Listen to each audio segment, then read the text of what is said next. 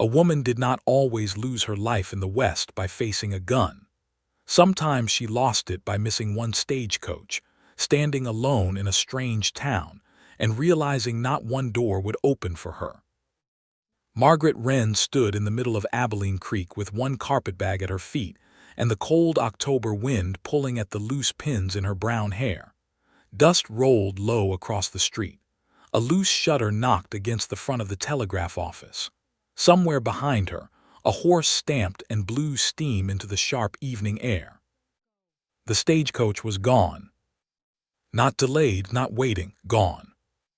She stared at the empty place beside the station where the wheels should have been, where the driver should have been calling her name, where her new life should have been waiting. The Willow Spur wagon left yesterday morning, the station clerk said without looking sorry. He sat behind his narrow desk, licking his thumb as he turned a page in his ledger. Mr. Haskell's foreman waited half a day, then figured you weren't coming. Margaret tightened her grip on the letter in her hand. The paper had been folded and unfolded so many times the edges had gone soft. It promised honest work at Willow Spur Ranch, 36 miles north, mending shirts, sewing curtains, patching blankets, and helping in the ranch house through winter. Honest work, a small room, a new beginning. I was trapped 2 days in Fort Riley because of the rain, she said. The road washed out. That may be, the clerk replied, but a missed coach is a missed coach. When is the next one? He finally looked up then, and his eyes moved over her in that way men's eyes often did, not with desire but with judgment. Margaret was taller than most women, with strong shoulders from years bent over cutting tables and lifting bolts of cloth. She wore a plain traveling dress, dusty at the hem, and boots made for walking instead of showing. 4 weeks, he said, maybe 5 if the weather turns mean. Her stomach tightened. Is there another way to Willow Spur? Not for a woman alone. I asked if there was another way. His mouth twitched, as if her tone amused him. There's a trail past Broken Mill Creek and up through Rattler Bend. Folks get lost on it in daylight. You'd be frozen stiff by morning. Margaret folded the letter carefully because if her fingers moved, perhaps her fear would not show. Then I'll need lodging for tonight. You can try Mrs. Pike's boarding house. He said it the way a man might say a person could try praying for rain in a drought. The boarding house sat across from the livery, painted yellow once, though the prairie had beaten most of the cheer out of it. A bell over the door gave a tired jingle when Margaret stepped inside. Mrs. Pike came from behind a curtain, small, neat, and hard-eyed, with her hands tucked into her apron. I need a room, Margaret said, just for tonight. Mrs. Pike's gaze traveled from Margaret's worn bonnet to her mud-stained boots. Traveling alone. Yes, ma'am. No husband. No. No family in town. No. Then I can't help you. Margaret blinked once. I can pay. That is not the question. It usually is. Mrs. Pike's mouth tightened. This is a respectable house. I don't take in women who arrive without proper company. Margaret felt the old burn rise in her cheeks, but she kept her voice even. I am a seamstress. I was hired for work at Willow Spur Ranch. I missed my transport because of weather. Then perhaps Willow Spur should have sent for you again. The curtain behind Mrs. Pike stirred. 2 women in the parlor were listening. Margaret picked up her carpetbag. Outside, the wind had sharpened. The sun was sinking behind the low buildings, turning the street gold and gray. She tried the hotel next, but the owner said every room was taken, though Margaret saw 3 empty keys hanging on the wall behind him. At the saloon, the man at the bar laughed before she finished asking. By the time she stepped back into the street, her hands were numb. She had crossed too much country to cry in front of strangers. She had left Missouri with $12, a sewing kit, and a name she hoped no one would remember. She had slept in depots, eaten stale bread, and ignored every man who told her she was too proud for her own good. But standing there in Abilene Creek, with night coming on and no roof willing to claim her, something inside her came close to breaking. The town cafe was the only place still glowing with warmth. Margaret went in because the smell of coffee and stew nearly pulled her by the heart. A girl no older than 15 brought her a bowl and kept glancing at the carpetbag near Margaret's chair. Margaret ate slowly, making each spoonful last. The stove popped in the corner. 3 men at a far table argued about cattle prices. An older woman near the window whispered behind her hand. At a shadowed corner table sat a man alone. Margaret noticed him because he did not stare. In a town where everyone had measured her like cloth they did not intend to buy, his stillness felt different. He wore a dark weathered coat, his hat resting beside his plate. His hair was brown with silver at the temples, and his face had the hard, quiet look of a man who had spent too many years fighting weather, loss, and memory. He was not young, but he was not old either. Somewhere in his early 40s, perhaps, broad hands, tired eyes, a small scar near his jaw. When Margaret's bowl was empty, the cafe girl came back, twisting her apron. "Miss," she said softly, "Pa says we're closing." Margaret nodded and reached for her purse. The girl swallowed. "He says you can't stay by the stove." "I understand." But she did not understand. Not truly. How a whole town could see a woman alone and decide that was proof she deserved the cold.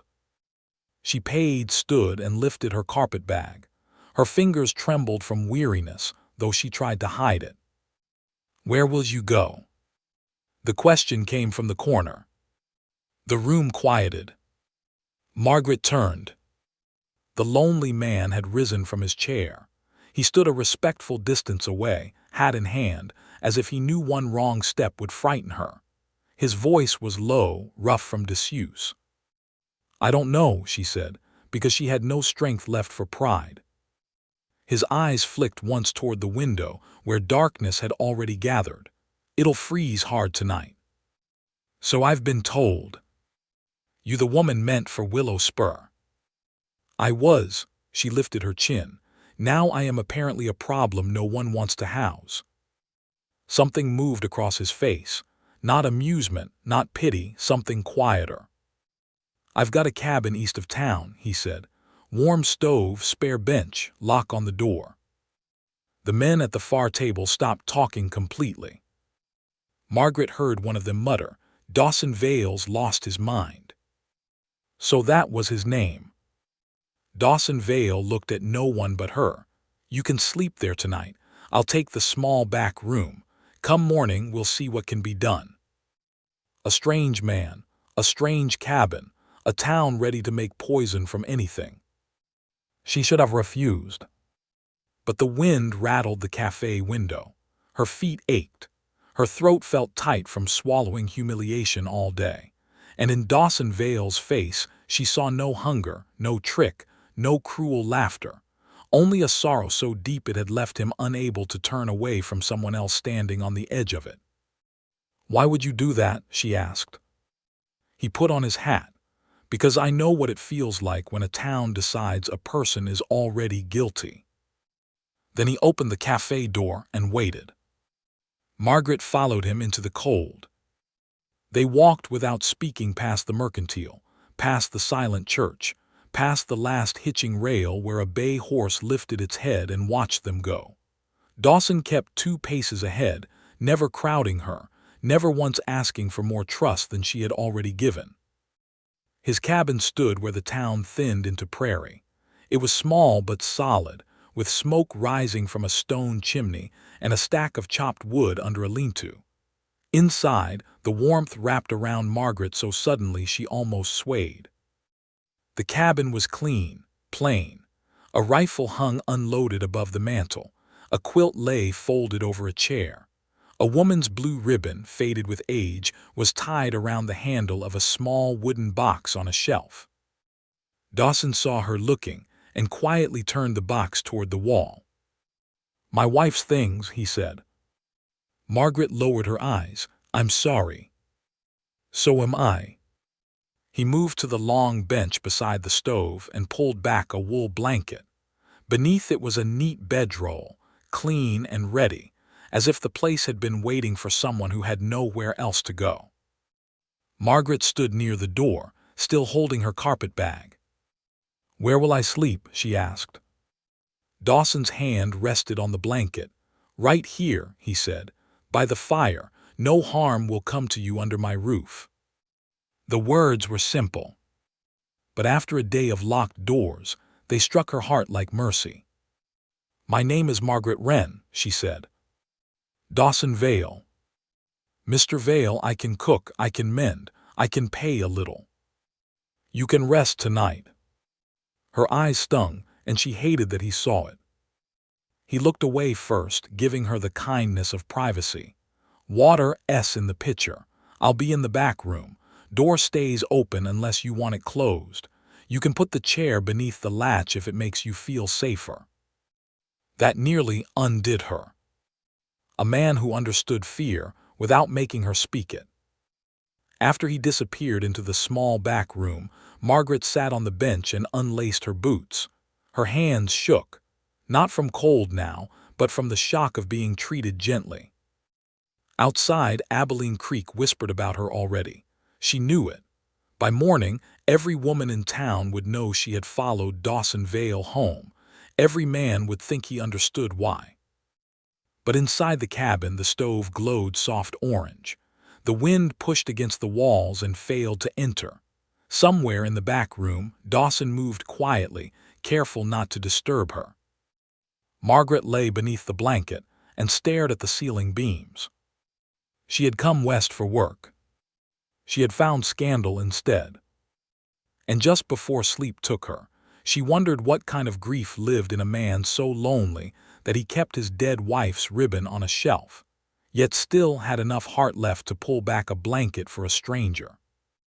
The last thing she heard was the wind crying across the prairie. The last thing she felt was warmth. And in a town that had turned its face from her, Margaret Wren fell asleep by Dawson Vale's fire, not knowing that by morning, the whole course of her life would begin to change. Morning came pale and cold over Abilene Creek. Margaret woke before the sun had cleared the prairie, not because the bench was uncomfortable, but because she had trained herself never to sleep too deeply in a place that was not hers. For a moment, she lay still beneath Dawson Vale's blanket, listening. The stove had burned low but not out. A faint red glow lived under the ashes.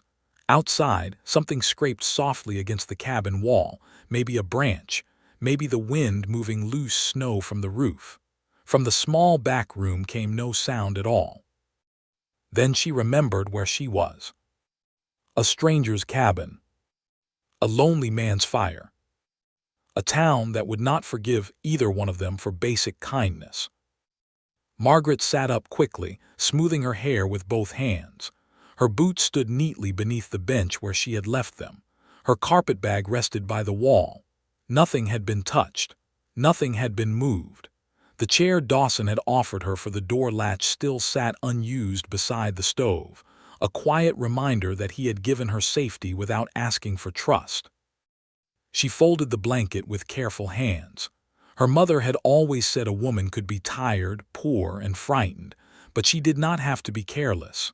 Margaret tucked the corners tight, then rose and crossed to the stove. There was coffee already ground in a tin, flour in a crock, and a few eggs in a small basket near the window. She hesitated only a moment before setting herself to work. If Dawson Vale had given her shelter, she would not greet him empty-handed. By the time he stepped from the back room, she had coffee boiling and biscuits browning in a pan. He stopped in the doorway like the sight had struck him harder than expected. Margaret turned, suddenly aware of his suspenders, his unbuttoned collar, the sleep-creased look of his face.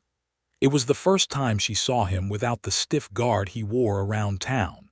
He looked less like a grim shadow and more like a tired man who had forgotten what it felt like to wake to the sound of another person moving in his home. I hope you don't mind, she said. I used what I found. Dawson cleared his throat. I don't mind. You said I could rest. I did. Now I can work. A faint look, almost like a smile, touched his mouth. You always bargain this early in the day. Only when I owe someone. You don't owe me. I disagree. He studied her for a moment, then moved to pour coffee into 2 tin cups. Then I won't argue before breakfast. They ate at the small table by the window. The biscuits were plain but hot. The coffee was strong enough to wake the dead. Dawson ate quietly, not rushing, not speaking just to fill the room. Margaret found that silence easier than questions. It let her look around. The cabin had been built with care. Pegs lined the wall. Tools hung in order. A worn Bible rested beside an old account book. Near the hearth sat a small wooden rocking chair too small for any grown person. Dust lay on its curved arms, but no one had moved it away. Margaret looked at it too long. Dawson followed her gaze. My son S., he said. She froze, biscuit halfway to her mouth. I didn't know. How could you? There was no anger in his voice, only an old ache that did not need touching to hurt. Margaret set the biscuit down. Is he gone? Dawson looked into his coffee. 7 years now. And your wife? 6 months before him. The room seemed to grow colder, though the stove was hot. I'm sorry, Margaret said, softer this time. He nodded once, as if accepting condolences had become an old habit he disliked. Folks in town know the story better than I do by now. They've told it so many times they've polished it into something neat. And what is the truth? His eyes lifted to hers. For a second, Margaret thought he might answer. Instead, he pushed back his chair and stood. The truth is the trail to Willow Spur won't be kind today, he said. Ground's hard, wind's worse. I can take you as far as Miller's Crossing on my wagon, but beyond that I don't know if we'll make good time. She felt a small sting at the sudden change. Not because he would not tell her. A man owed his wounds to no one. But because the words reminded her that this cabin was not meant to hold her past one night. Do you think Mr. Haskell still needs a seamstress? She asked. Dawson reached for his coat from the peg. Haskell needs anything he can get cheap and control easy. Whether that suits you is another matter. You know him. I've hauled freight for Willow Spur. And I wouldn't send a stray dog to work under his housekeeper if the dog had pride. That made Margaret blink. The letter in her bag suddenly felt less like a promise and more like bait. Before she could ask more, a knock sounded at the cabin door. Dawson's shoulders stiffened. He opened it only halfway. A boy of about 12 stood outside, red-cheeked from the cold, holding a cloth bundle. Ma sent bread, the boy said, though his curious eyes slipped past Dawson to Margaret. She said Mrs. Pike is already telling folks you brought a woman home. Dawson took the bundle. Tell your mother I'm grateful. The boy lingered. She also said if the woman sews, my little sister's coat needs fixing. Margaret stepped closer. I do so. The boy's eyes widened a little at her height, but he had not yet learned to hide kindness behind manners. Then Ma said maybe you can come by, if you ain't already hired. Dawson looked back at her. That's Mrs. Bellamy's boy. Her husband runs the livery, good people. Margaret's heartbeat shifted. A coat to mend was not a future, but it was work. Work meant wages. Wages meant choice. I can come today, she said, if your mother truly needs help. The boy grinned. She truly does. Annie tore it on a nail and cried like Judgment Day had come. Margaret smiled before she could stop herself. After the boy ran off, Dawson closed the door and set the bread on the table. Seems Willow Spur can wait a day, he said. Does that trouble you? No. But town talk will grow worse if I stay. It already grew while we slept. Margaret looked toward the window. Across the stretch of pale prairie, Abilene Creek was waking. Smoke lifted from chimneys. A woman crossed the street with a basket on her hip. A man outside the mercantile turned his head toward Dawson's cabin and did not turn away quickly enough.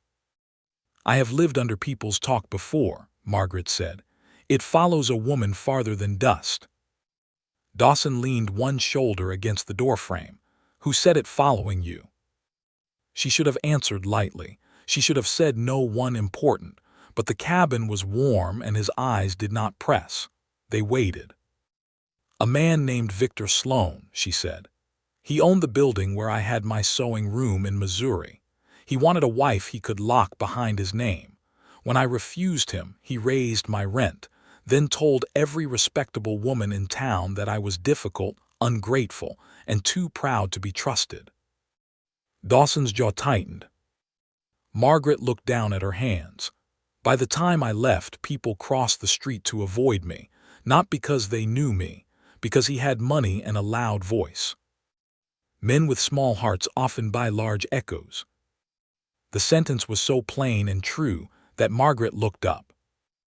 Dawson's expression had not softened exactly, but something in him had shifted toward her. A horse whinnied outside. The wind moved against the cabin. The faded blue ribbon on the shelf stirred slightly in the draft. "Mrs. Bellamy's coat won't mend itself," Margaret said, needing movement before the moment became too tender. Dawson reached for his hat. "I'll walk you." "That is not necessary." "I know." "Then why?" His hand paused on the door latch. "Because Abilene Creek has already decided what kind of woman you are," he said. "Might as well let them see what kind of man is walking beside you." Margaret felt something quiet and dangerous open in her chest. Not love, not yet, but the first fragile thread of trust. Together, they stepped into the morning, and every window in town seemed to turn toward them. By noon, Abilene Creek had given Margaret Wren a dozen names she had never earned. Some called her bold, some called her shameless. One woman outside the mercantile said "poor thing" in a voice that carried clear across the boardwalk. A man near the livery tipped his hat to Dawson Vale, then looked at Margaret like she was a question he had already answered badly. Margaret kept her chin steady. She had learned long ago that shame needed permission to settle on a person. She would not give it permission today. Still, walking beside Dawson through town was harder than she expected. Not because he stood too close. He did not. He walked with enough space between them for any decent eye to understand there was nothing improper in his manner. But gossip did not need proof. It fed on shadows, empty places, and the hunger of small minds. Mrs. Bellamy's house stood behind the livery, with a small porch, a woodpile stacked neatly beneath a tarp, and children's stockings hanging near the stove when Margaret stepped inside. Mrs. Bellamy was round-faced, red-haired, and too busy to pretend shock. A baby sat on her hip, flour dusted her sleeve, and a pot of something hearty simmered over the fire. "You must be Miss Wren," she said. "I'm Ruth Bellamy. Don't mind the mess. A house with 4 children is either messy or lying." For the first time since arriving in Abilene Creek, Margaret laughed. "That sounds like wisdom." "It's survival dressed up pretty." Ruth turned toward Dawson, who had paused at the doorway. "You coming in, Mr. Vale, or standing there like a fence post?" Dawson removed his hat. "I'll not crowd your kitchen. You used to drink coffee in this kitchen plenty, before you decided the whole town had teeth." Something passed over his face. Margaret saw it and looked away, giving him the same courtesy he had given her the night before. Ruth noticed too, but softened her voice. "There's coffee if you want it." "Another time," Dawson said. "I'll check on the wagon at the livery." He looked once at Margaret. The glance was brief, but it asked a silent question. "Will you be all right?" She answered with a small nod. When he left, Ruth shifted the baby higher on her hip and studied Margaret openly. but not cruelly. "So," Ruth said, "you can sew." "I can." "Good, because Annie believes a torn coat is a family tragedy." A little girl peeked from behind a curtain, her face blotched from recent crying. Ruth handed Margaret a small brown coat with one sleeve nearly ripped from the shoulder. Margaret took it gently. "This is nothing a needle cannot fix." Annie stepped forward. "Can you make it strong?" "I can make it stronger than before." The child's eyes widened, as if Margaret had promised magic.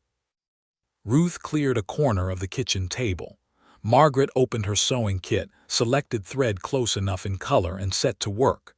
Her hands moved with practiced ease, needle flashing in and out, drawing torn cloth back into order. The kitchen slowly quieted around her. Even the baby seemed to watch. After a few minutes, Ruth poured coffee and set a cup beside her. "Dawson Vale doesn't bring women home," she said. Margaret's hand did not pause. "He did not bring me home in the way people mean it." "I know that." "Do others?" "Some do. Some prefer a dirtier story. Makes their own lives feel cleaner." Margaret pulled the thread tight and tied a neat knot on the inside seam. "He gave me a place by the fire, nothing more." Ruth sat across from her. "A place by the fire can be more than folks think." The words were gentle, but Margaret felt them. She looked toward the window. Through it she could see the livery yard, where Dawson stood with Mr. Bellamy beside a wagon wheel. He was listening more than speaking, one hand resting on the rail, his hat low over his eyes. A horse shifted nearby, pressing its nose against his shoulder.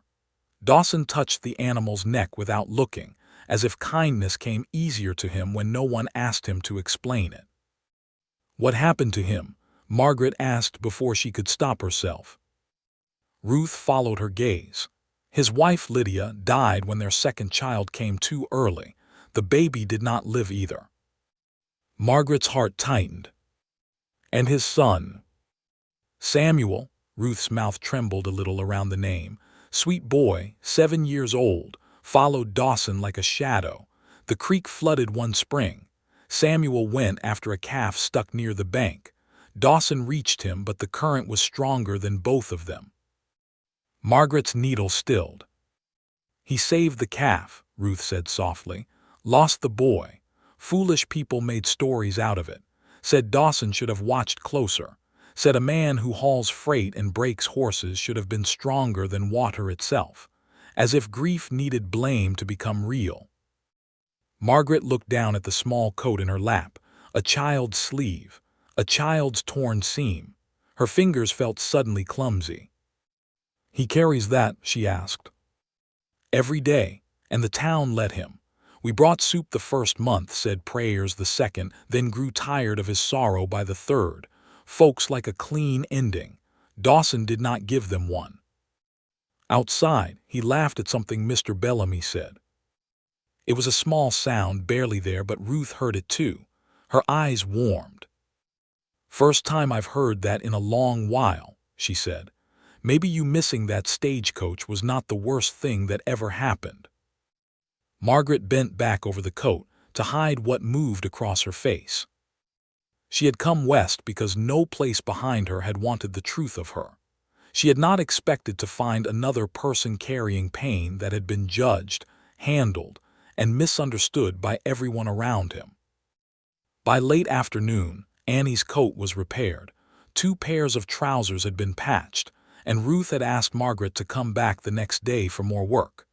Payment came in coins, bread, and a folded piece of blue calico Ruth said she had no use for. "It'll make you a better collar than that sad thing around your neck," Ruth said. Margaret touched her worn dress collar and smiled. "Then I accept with gratitude." When she stepped outside, Dawson was waiting near the livery fence. "You didn't need to wait," she said. He took her carpetbag from where she had set it by the steps. "I told you I would walk with you." "No, you didn't." "Should have."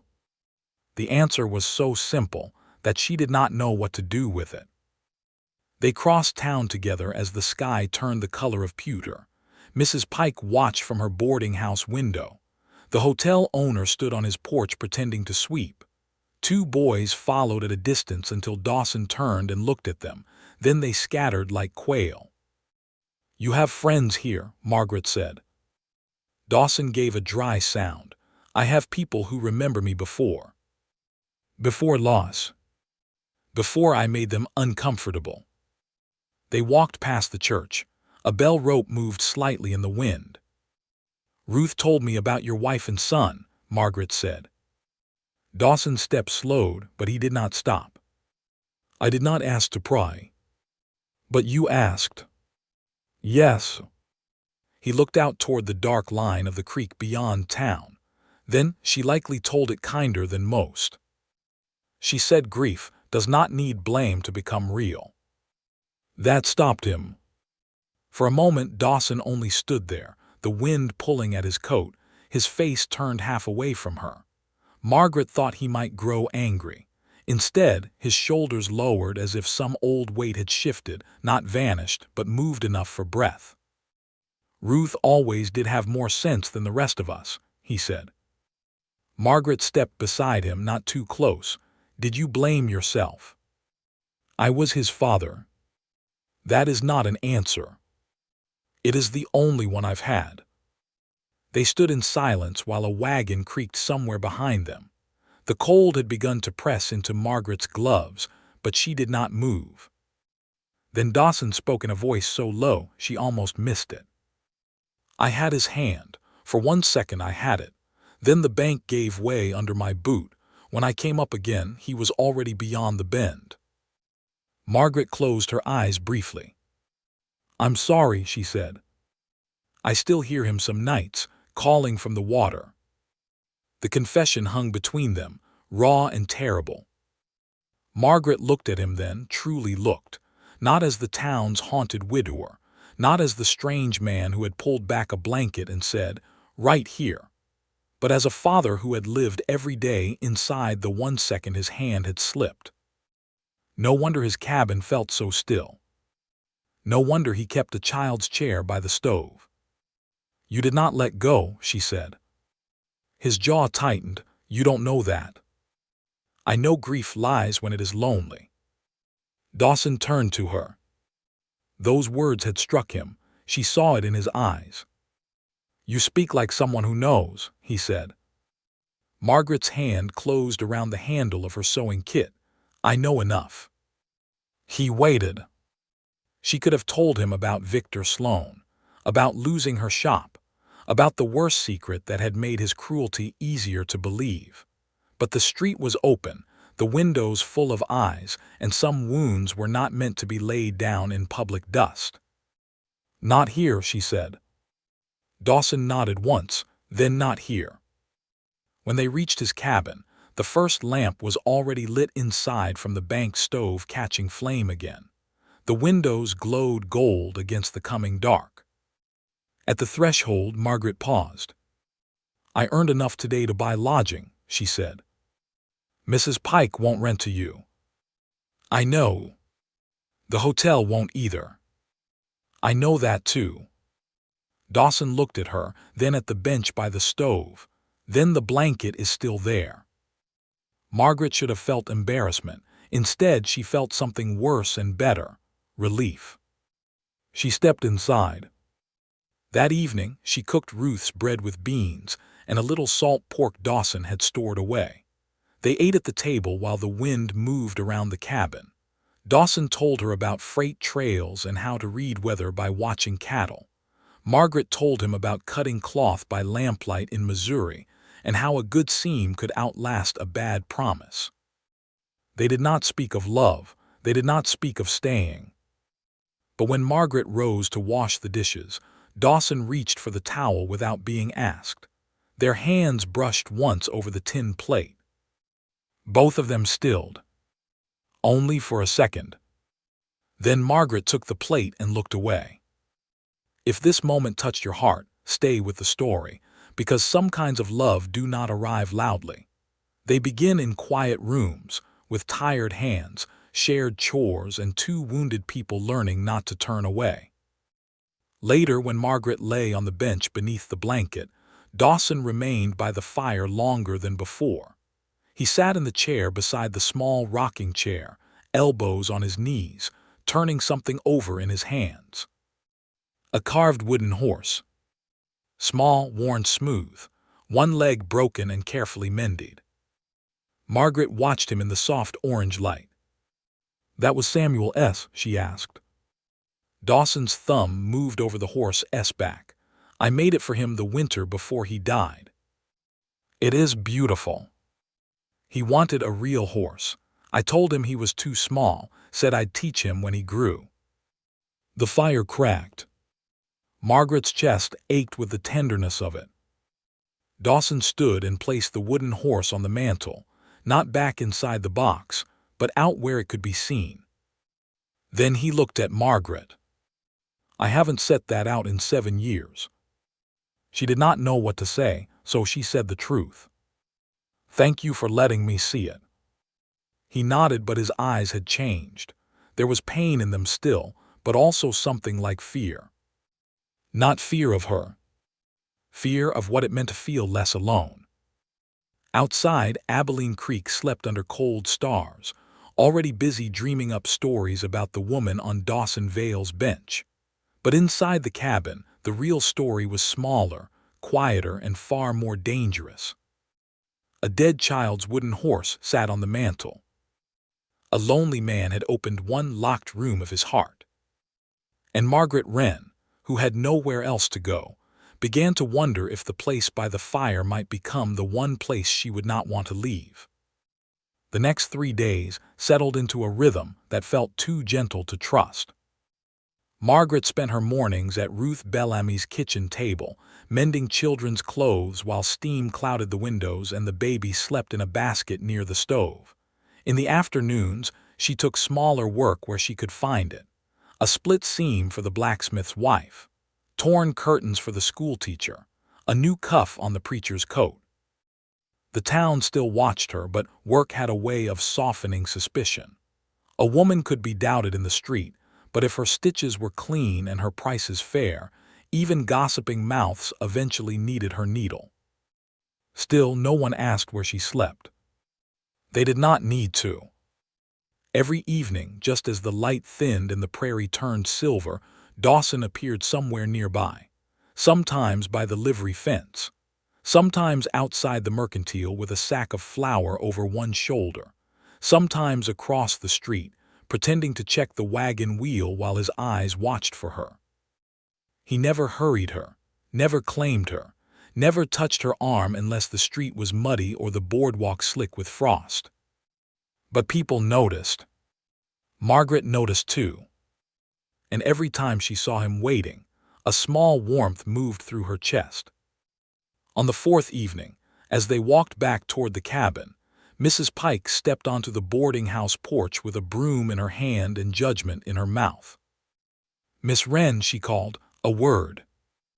Margaret stopped, though Dawson kept walking half a step before he realized she had paused. Mrs. Pike's eyes flicked toward him, privately. Dawson looked at Margaret. She gave a small nod. "It's all right." His expression said he did not believe that, but he stepped aside near the hitching rail, close enough to be seen, far enough not to hear. Mrs. Pike came down 2 steps, lowering her voice only a little. "This has gone on long enough." "What has?" "You know very well what I mean. A woman living under a bachelor's roof." "A woman refused by your roof," Margaret said. Mrs. Pike's face hardened. "Do not twist this. I run a respectable establishment. Mr. Vale is a man with grief in his head and loneliness in his bones. You may think this arrangement suits you now, but tongues will not stop wagging. Your name will be ruined." "My name was already dragged through mud before I ever reached this town." "And whose fault was that?" The words were soft, but they struck like a slap. Margaret felt Dawson shift behind her, though he could not have heard. Perhaps he knew the shape of cruelty by the way a body received it. She lifted her chin, Not mine. Mrs. Pike looked her up and down. That is what women always say when consequences find them. For one sharp second, Margaret saw Victor Sloane's parlor again, his hand resting on the back of a chair he had offered her like a throne, his smile turning thin when she refused him, his voice saying a woman with her history ought to be grateful any decent man would take her. Her history. That locked box inside her chest trembled. Margaret stepped closer to the boarding house porch. Mrs. Pike, I came here for honest work. I asked you for a room and offered payment. You turned me into the cold. Mr. Vale gave me a bench by the stove and asked for nothing. If this town must choose which act was more respectable, then that is the town's burden, not mine. Mrs. Pike's mouth tightened until it nearly vanished. You speak too boldly for a woman with no protection. She has protection. Dawson's voice came from behind Margaret, low and calm. Mrs. Pike paled with irritation. This is exactly the trouble. You stand beside her as if she belongs to you. Dawson stepped to Margaret's side. She belongs to herself. I stand beside her because no one stood beside me when I needed it. For once, Mrs. Pike had no quick reply. Dawson turned slightly to Margaret. Ready. She nodded. They walked away beneath the weight of every window on the street. When they reached the edge of town, Margaret released the breath she had been holding. I could have handled her, she said. I know. Then why step in? Because knowing you can carry a load doesn't mean I should watch you carry every pound alone. She looked at him and something in his face undid her anger. There was no pride there, no wish to rescue her for the sake of feeling strong, only a plain offer, the same as the blanket by the fire. Beside the trail, dry grass bent under the wind. The cabin light shone ahead, small and golden. I used to think protection meant ownership, she said quietly. Dawson's step slowed. Victor Sloane called it protection when he tried to choose where I worked, who I spoke to, what I wore, how much I smiled. He called it concern when he read my letters. He called it love when he told people I was unfit to manage my own life. Dawson's jaw tightened. He hurt you. Not in the way men sometimes do, she swallowed. But he made the whole town believe I had given him promises I never gave. When I would not marry him, he said I had used him. He said I was cold, unwomanly. He said no decent family should hire a seamstress who could not even keep a man's respect. Her voice shook on the last word, and she hated it. Dawson stopped near the cabin gate. Margaret. She looked away toward the prairie. There is more, she said. Something he found out, something he used. I am not ready to tell it. You don't have to.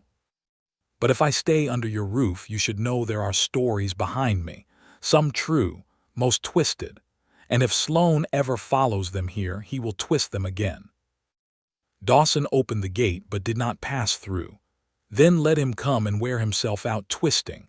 I've lived through town talk before. You should not have to live through mine. He looked at her then, his eyes dark in the fading light. Maybe I'm tired of deciding what I should have to live through alone. The words struck deeper than any promise would have. Inside the cabin, Margaret set Ruth's payment on the table, coins, a jar of apple butter and a folded square of green fabric. Dawson hung his coat by the door and moved to the stove, but neither of them spoke for a while. The air felt changed. Not uncomfortable, not unsafe. Simply more honest. Margaret made supper from potatoes and salt pork while Dawson brought in wood. When he returned, snowflakes clung to his shoulders though the sky had seemed clear only minutes before. Storm coming, he said, early one. How bad? Bad enough that Willow Spur will be harder to reach. The name landed between them. Willow Spur. The ranch that was supposed to be her destination. The place she still had not seen. the future that waited somewhere beyond cold hills and dangerous trail. Dawson brushed snow from his sleeve. "If you still mean to go, I can try to take you before the road closes." Margaret kept her eyes on the frying pan. "Do you want me to go?" The cabin went very still. Dawson did not answer quickly. She heard the fire shift, heard the wind press softly at the window, heard her own heartbeat. Finally, he said, "Wanting isn't the question." She turned then. "It is to me." His hands flexed once at his sides. "I want you safe," he said. "I want you respected. I want you to have work that does not depend on people whispering behind curtains. And if I can have work here." "Can you?" "I had 3 customers today." "You had 3 today because Ruth Bellamy is kind.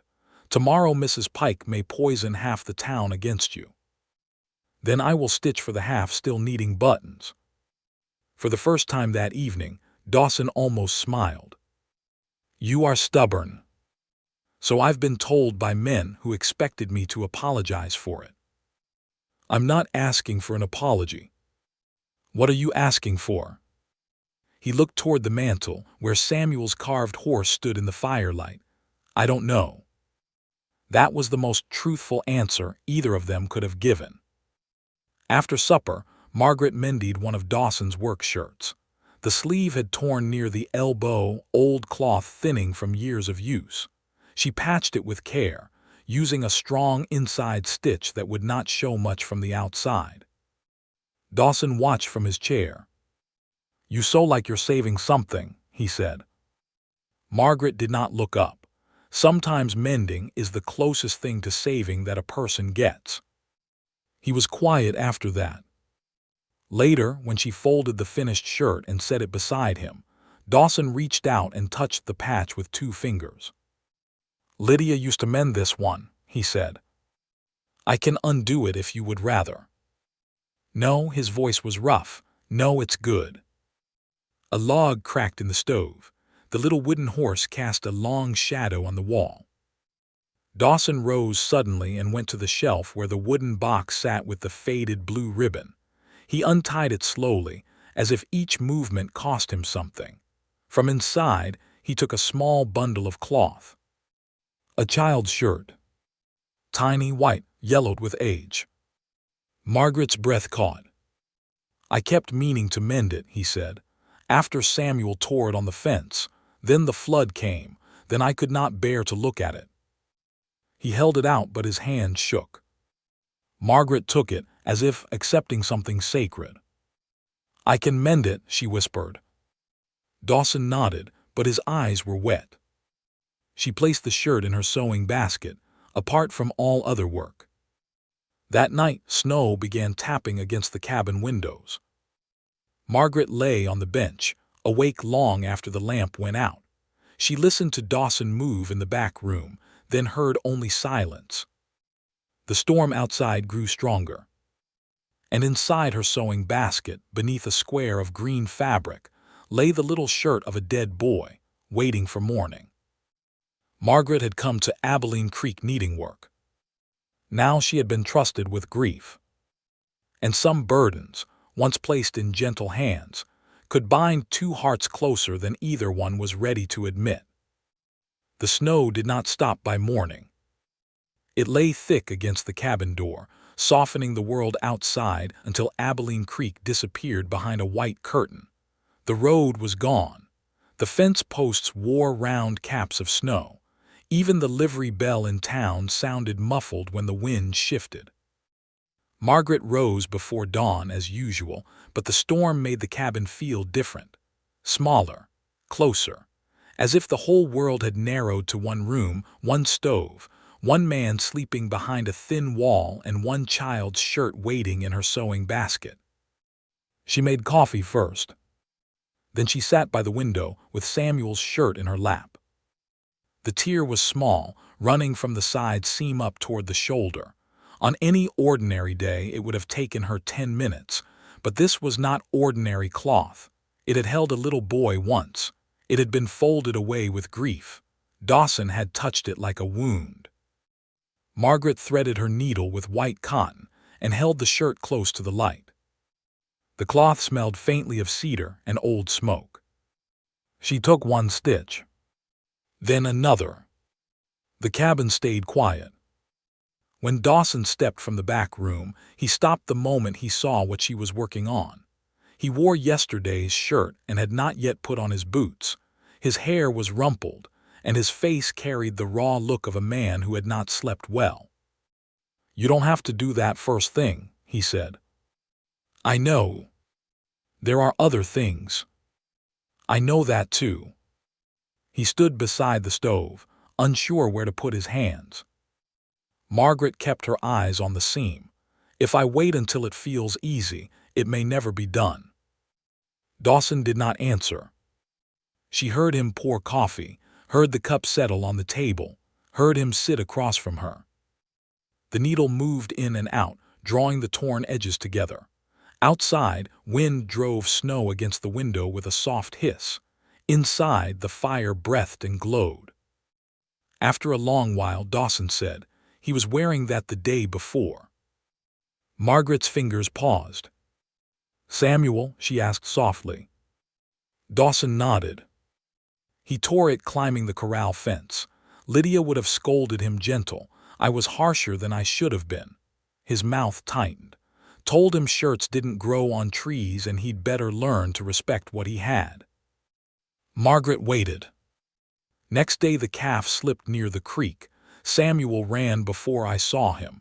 I remember thinking I'd tell him again about listening. He swallowed. Then there was no again. The cabin seemed to hold its breath. Margaret tied off the thread, trimmed it, and smoothed the seam flat with her thumb. "Children remember more love than scolding," she said.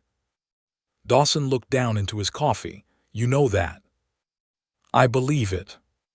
"Believing isn't knowing." "No," she said, "but sometimes believing is what keeps us from drowning." His eyes lifted to hers. For a moment the storm outside vanished.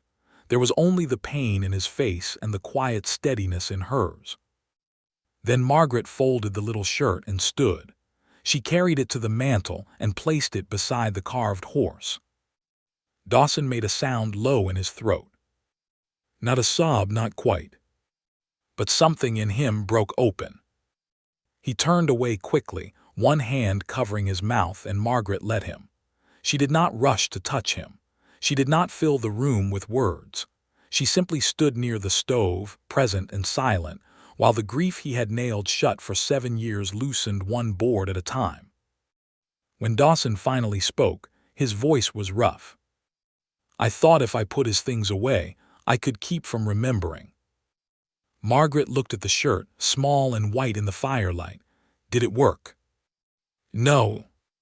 "Then maybe remembering out loud will hurt less than remembering alone." He gave a bitter little laugh. "You make pain sound practical." "It often is. It asks to be carried one way or another."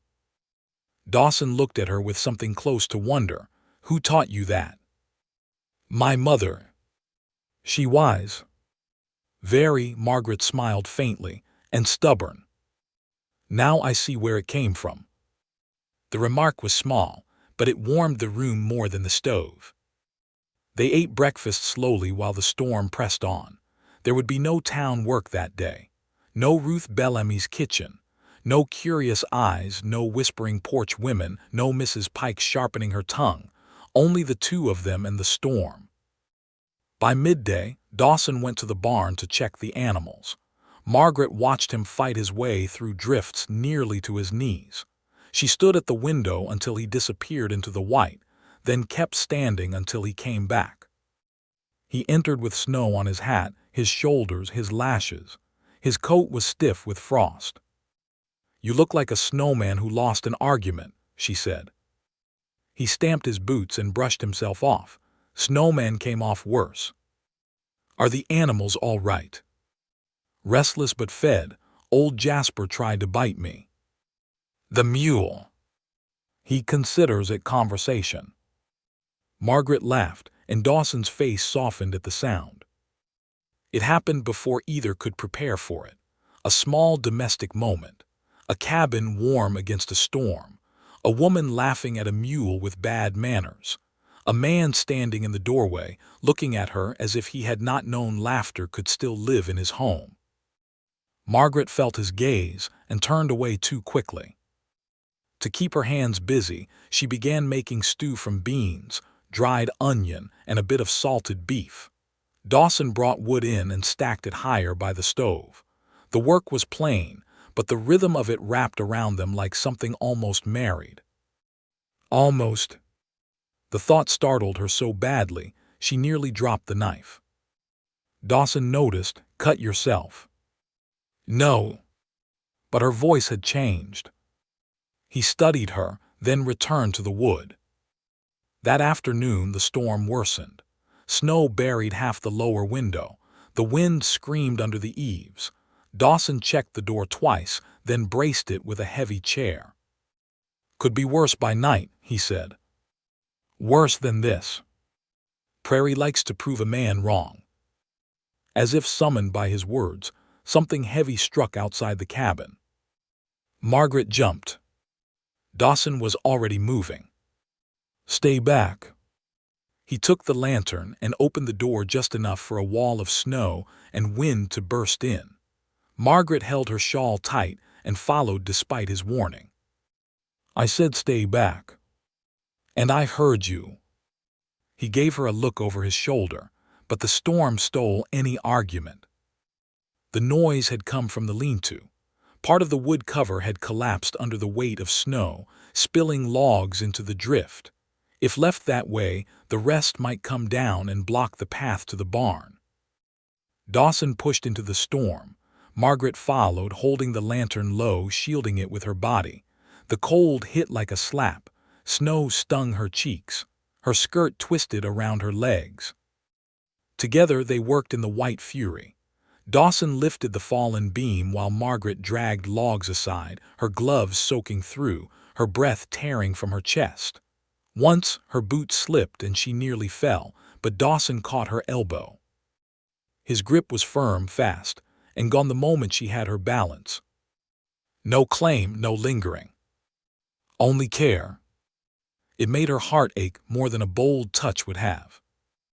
By the time they returned inside, both were shaking. Dawson slammed the door, shoved the chair back under the latch and turned to her. "You could have frozen out there," he said. "So could you. I'm used to it. That does not make you made of iron." His eyes flashed. "You don't need to prove you can do everything alone.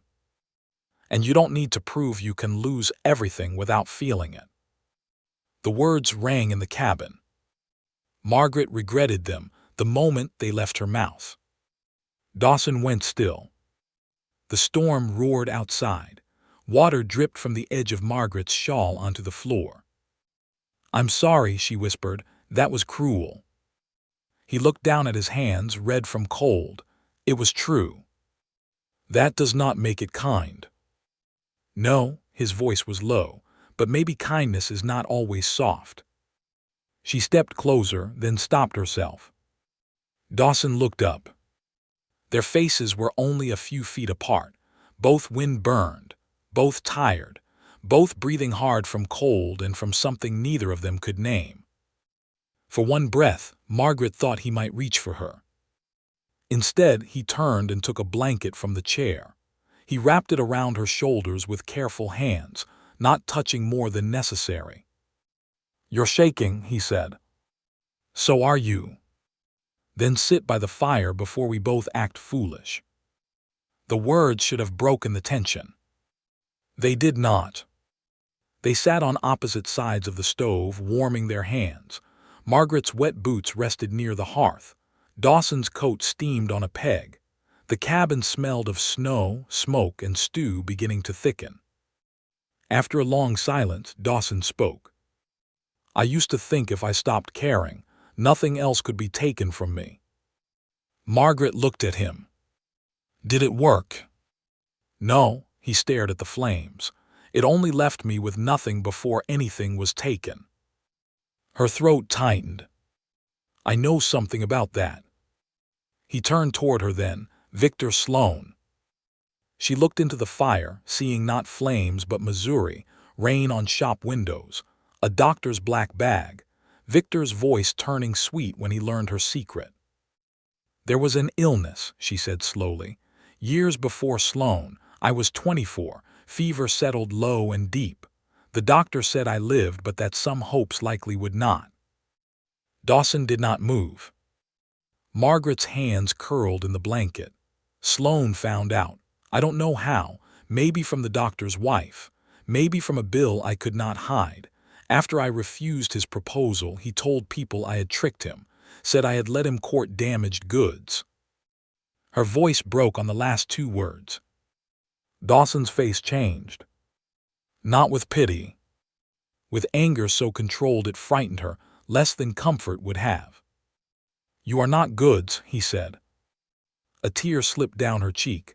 I know that when I am strong. Then hear it when you are tired. You are not goods. You are not damaged. And no man who speaks of a woman that way is fit to sweep dirt from her doorway. Margaret tried to laugh, but it came out as a sob. I wanted children once, she admitted. Not because a woman must, because I did. I wanted a little house full of noise. I wanted tiny shirts on a line. Then I lost even the right to grieve it openly. People only cared what it made me worth. Dawson crossed the space between them then, slowly, giving her time to turn away. She did not. He knelt in front of her chair, his rough hands resting on his knees. Margaret, he said, I had a child and lost him. You wanted one and lost the hope before you held it. Those are different sorrows, but neither one makes a heart less worthy. She covered her face with one hand. He did not touch her until she lowered it. Then he took her hand. Just her hand. His palm was warm from the fire, calloused from rope and reins and work. Her fingers trembled against his. If you believe one act of kindness can change a whole life, don't forget to stay with this story, because the deepest secrets are often revealed beside the quietest fires. The storm raged on, but inside the cabin, something fragile had survived its first true test. Margaret had given Dawson Samuel's shirt back mended. Dawson had given Margaret the one thing no one had given her after Missouri. He had believed she was whole. Later, after supper, he stood by the mantel and looked at the carved horse and the small white shirt beside it. Then he moved the faded blue ribbon from the wooden box and laid it gently near them. Lydia wore that in her hair the day we married, he said. Margaret stood beside him. You miss her? Yes. Good. He looked at her surprised. She loved you, Margaret said. Being missed is not an insult to what comes after. Dawson's eyes searched hers. And what comes after? The question was soft.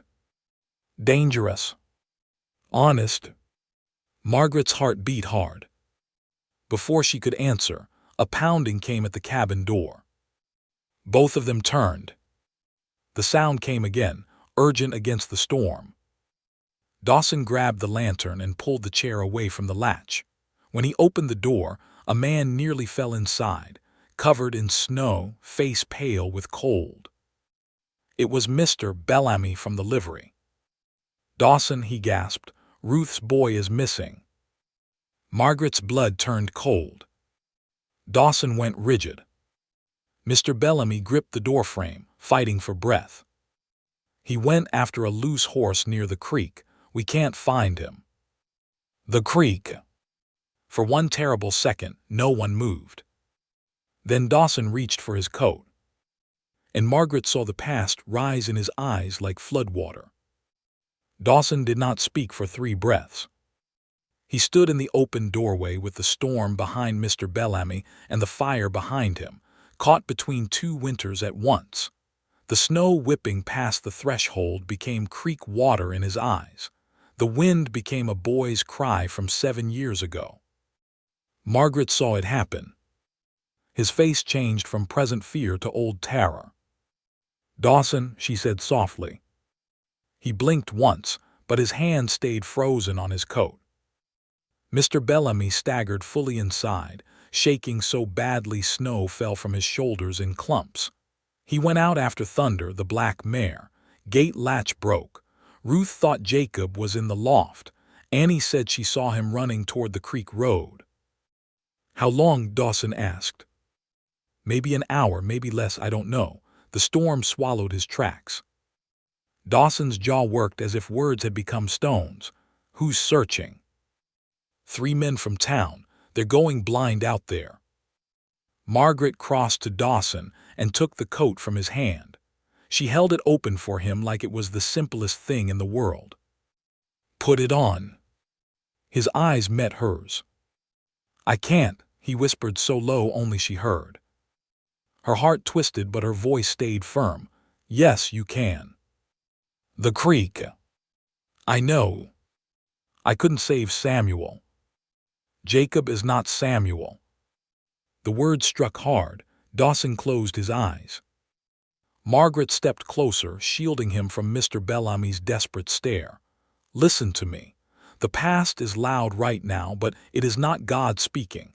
It is fear. That boy is out there in this storm, and you know this land better than any man in Abilene Creek." Dawson's breathing turned rough. "You don't have to be unafraid," she said. "You only have to move." Something in him returned. Not fully, not easily. But enough. He pushed his arms into the coat. Lanterns, rope, blankets. Margaret was already moving. She grabbed the extra wool blanket from the bench, tied it with cord, and took the second lantern from the shelf. Mr. Bellamy watched with wet eyes and shaking hands. "Ruth's near mad with fear," he said. "I left her with Annie and the baby." "Go back to her," Dawson said. "I can search." "You can barely stand. Go back. Tell the men to meet me by the old Cottonwood Road if they can hear you. Margaret, you stay here." She stopped. "No." Dawson turned sharply. "Margaret. You need someone to hold the lantern and watch the ground. I need you safe. And Jacob needs every pair of eyes he can get." The argument burned between them, fast and fierce. In another hour, in another life, he might have ordered and she might have bristled, but there was no time for pride. Dawson looked at her wet boots by the stove, her still pale face from their earlier work outside, the blanket around her shoulders. Then he reached for another pair of wool socks hanging near the hearth and threw them to her. "Change fast."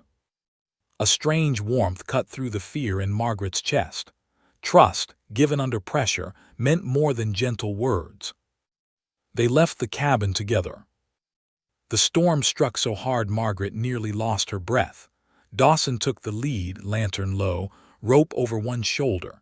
She followed close, carrying the blanket bundle beneath her coat to keep it dry. Snow erased the world past 20 steps. The town lights were dim yellow ghosts behind them. They moved east first, toward the livery, then cut across the open ground toward the creek road. Dawson walked like a man wrestling an invisible hand off his throat. Once, he stopped so suddenly Margaret nearly struck his back. Ahead something creaked. A loose sign, nothing more. He pressed on. At the edge of town, Mr. Bellamy's broken gate swung in the wind.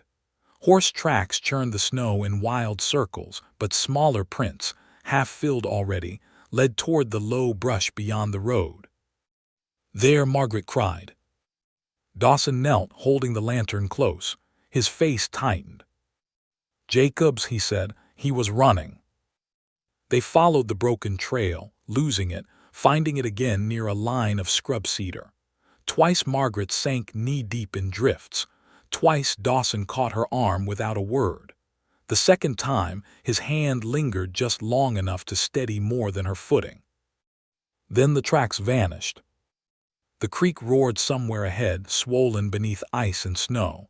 Margaret could not see it, but she could hear it, a deep rushing sound under the storm. Dawson heard it too. His whole body went rigid. "Dawson," she said. He stared into the white dark. Samuel ran this way. Jacob may not have. He would follow the horse. Then think like the horse, not like the memory. His eyes snapped to hers.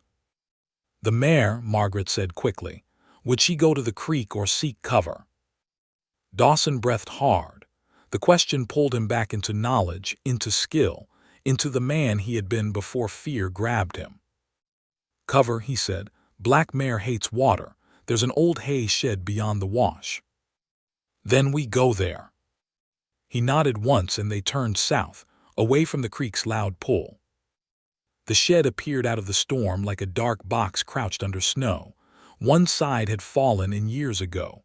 The doorway hung crooked. Dawson lifted the lantern. Jacob, he shouted. Only wind answered. Margaret moved around the side, holding her lantern low. Near the broken wall she saw something dark against the snow. A child's mitten. Dawson. He was beside her in an instant. The mitten lay half buried near a gap in the boards. From inside came the faintest sound. Not a voice. A horse breathing. Dawson dropped to his knees and pulled loose boards away. Jacob. A small cry answered. Margaret nearly sobbed with relief. Inside the shed, the black mare stood trembling, one rein caught around a broken post. Beneath her neck, tucked into old hay and shaking uncontrollably, was Jacob Bellamy. His lips were blue, his eyes were open but dull. Dawson crawled inside slowly, speaking low to the horse. Easy, girl, easy now. The mare tossed her head, frightened but too tired to fight. Dawson freed the rein with one hand and kept his body between her hooves and the boy. Margaret held the lantern steady, though her fingers had gone numb. Jacob, Dawson said, his voice breaking around the name. Son, look at me. The boy's eyes shifted. I wanted to bring her back, Jacob whispered. I know. Dawson wrapped him in the blanket Margaret pushed through the gap. You did good staying under cover. I'm cold. I've got you. Those 3 words changed Dawson's face. Margaret saw the pain and miracle of them. He lifted Jacob carefully, pressing the child against his chest beneath his coat. For one heartbeat, he stood in the ruined shed holding another man's son where he had once failed to hold his own. Then he turned toward Margaret. Can you lead with the lantern? Yes. Stay close. The walk back felt endless. Dawson carried Jacob through snow and wind, never stumbling, never loosening his hold. Margaret walked ahead, one hand shielding the lantern flame. She kept speaking, partly to Jacob, partly to Dawson. Almost there. Ruth will have hot bricks ready. Annie will scold you for scaring everyone. Your father will never let you near a latch again. Jacob made a tiny sound that might have been a laugh. When the first town lights appeared, men came running. Mr. Bellamy reached them with a cry that tore through the storm. Dawson placed Jacob in his father's arms only when Ruth herself came from the livery house doorway, weeping and reaching. He's alive, Dawson said hoarsely. Cold but alive, get him warm slow, not too fast. Ruth clutched Jacob and looked at Dawson with a face full of gratitude too large for words. Then she looked at Margaret. Both of you, she whispered. God bless both of you. People gathered in the snow, silent now. No gossip, no judgment, just faces pale with relief. Dawson stepped back from the doorway, suddenly unsteady. Margaret caught his sleeve. Come home. He looked at her then, and in his eyes she saw the floodwater finally retreating. Not gone, but beaten back. They walked to the cabin without speaking. Inside, Dawson stood before the fire, snow melting from his coat, his hands shaking openly now. Margaret removed his gloves one finger at a time. You saved him, she said. His throat moved. We saved him. Then his knees weakened, and he sank into the chair by the stove. He covered his face with both hands, and this time the grief came with sound. Margaret knelt beside him. She did not tell him not to cry. She did not tell him it was over. She only rested one hand on his shoulder and stayed. After a long while, Dawson lowered his hands. "I heard Samuel the whole way," he said. "I know. But I heard you louder." The fire cracked softly between them and the storm. Margaret's hand remained on his shoulder. Dawson reached up and covered it with his own. Outside, Abilene Creek had witnessed a rescue. Inside, something even greater had happened. A man who had lived 7 years in the moment he lost his son had stepped back into the storm, faced the creek, and carried a living child home. And Margaret Wren, who had once believed no one would ever choose her without shame attached, had become the voice that led him there. By sunrise, all of Abilene Creek knew Dawson Vale had carried Jacob Bellamy out of the storm. The story traveled faster than the wind. It moved from the livery to the mercantile, from the mercantile to the church steps, from the church steps to every breakfast table in town. By noon, even Mrs. Pike had stopped pretending she had not heard. But stories changed as they traveled. Some said Dawson had walked straight into the creek and pulled the boy from the water. Some said he had followed tracks no other man could see. One old ranch hand swore he had seen a light over the snow leading Dawson like an angel's lantern. Only Margaret knew the truth. Dawson had been afraid. He had nearly frozen at the door with 7 years of grief around his throat. He had heard the past calling louder than the storm. Then he had chosen to move anyway. To Margaret, that made the truth greater than any tale the town could invent. Jacob lived. That was all that mattered. The boy had a hard cough and frost-nipped fingers, but the doctor said he would recover. Ruth Bellamy came to the cabin before noon with her eyes red from crying and a basket heavy with food. "I told you to stay with Jacob," Margaret said when she opened the door. "He's asleep, my sister S with him." Ruth stepped inside and placed the basket on the table, "and I had to see you both with my own eyes." Dawson stood near the stove, one hand wrapped around a coffee cup, looking like a man who had not slept. He had washed and changed, but the storm still seemed to cling to him in ways no towel could remove. Ruth crossed the room and stopped before him. For once her quick tongue failed her. Then she took his rough hand between both of hers. "You brought my boy home," she whispered. Dawson looked down. Margaret found the mitten. "You carried him." "I had help." "I know." Ruth turned and pulled Margaret close with one arm. "And I'll thank God for both of you till my last breath." Margaret held the woman carefully, feeling Ruth shake once before she pulled herself together. When Ruth left, she did not go quietly. She stood on the cabin porch and looked toward the town road, where 2 women had stopped pretending not to watch. "You hear me?" Ruth called out, voice strong enough to carry. "If any person in Abilene Creek speaks one more dirty word about this woman or the man who sheltered her, they can answer to me and to every Bellamy under my roof." The 2 women hurried away. Margaret shut the door slowly.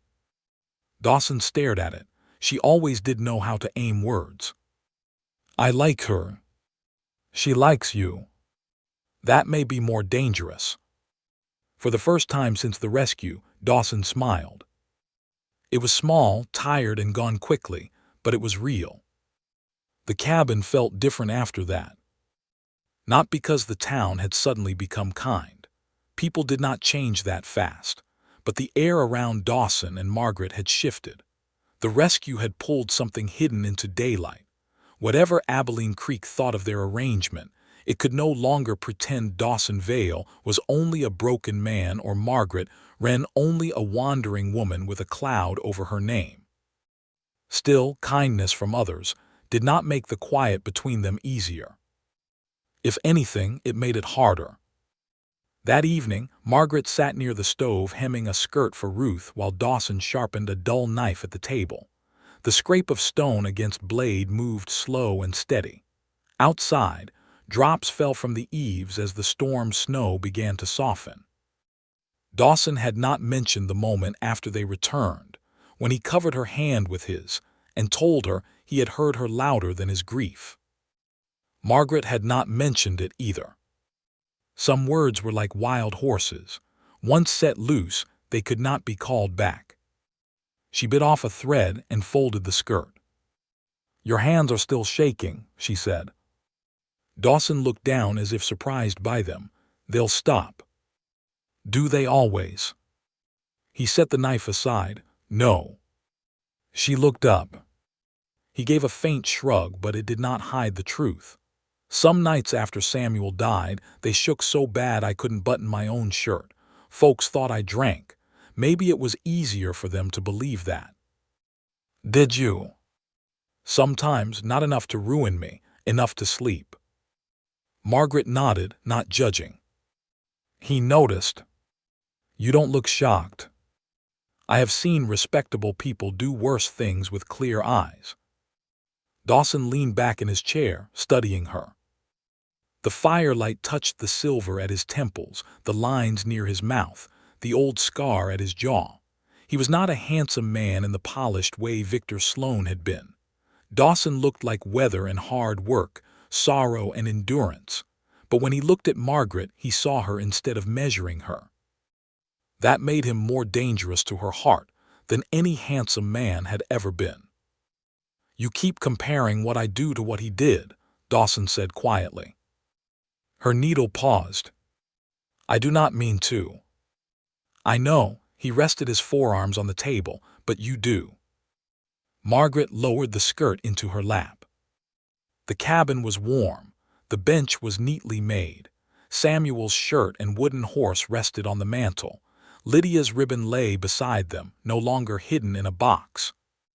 Dawson had opened his grief to her.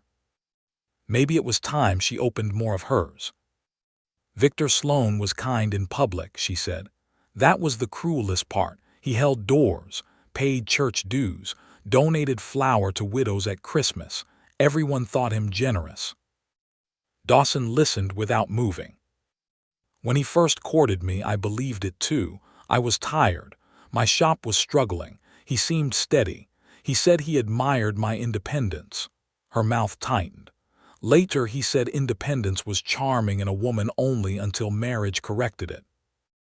Dawson's eyes darkened. "He wanted my shop closed, my money put in his account, my days arranged around his comfort. I refused. He laughed at first as if I were a child refusing medicine. When I continued refusing, he changed." She looked down at her hands.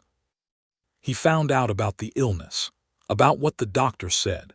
He told me no other man would take me if he made the truth known. Said I should marry him before gratitude became my only dowry." The room seemed to harden around Dawson's silence. Margaret forced herself to continue. "I still said no. That was when he turned people against me. Not all at once. Just a word here, a concern there. By the time I left, even women who had trusted me for years looked at me like I had tricked them by standing upright." Dawson's hand closed into a fist on the table. "Did he ever lay hands on you?" "No." Dawson's breath eased, but only slightly. "Not every cage has bars," Margaret said. "No," he replied. "Some have wedding rings."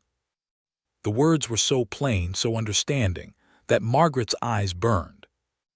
She blinked hard. "I'm afraid he will find me again." "Has he followed before?" "He sent letters. I stopped opening them. Then he sent one to my brother saying he only wanted to make certain I was safe." She gave a bitter little smile. Men like him always dress control in concern.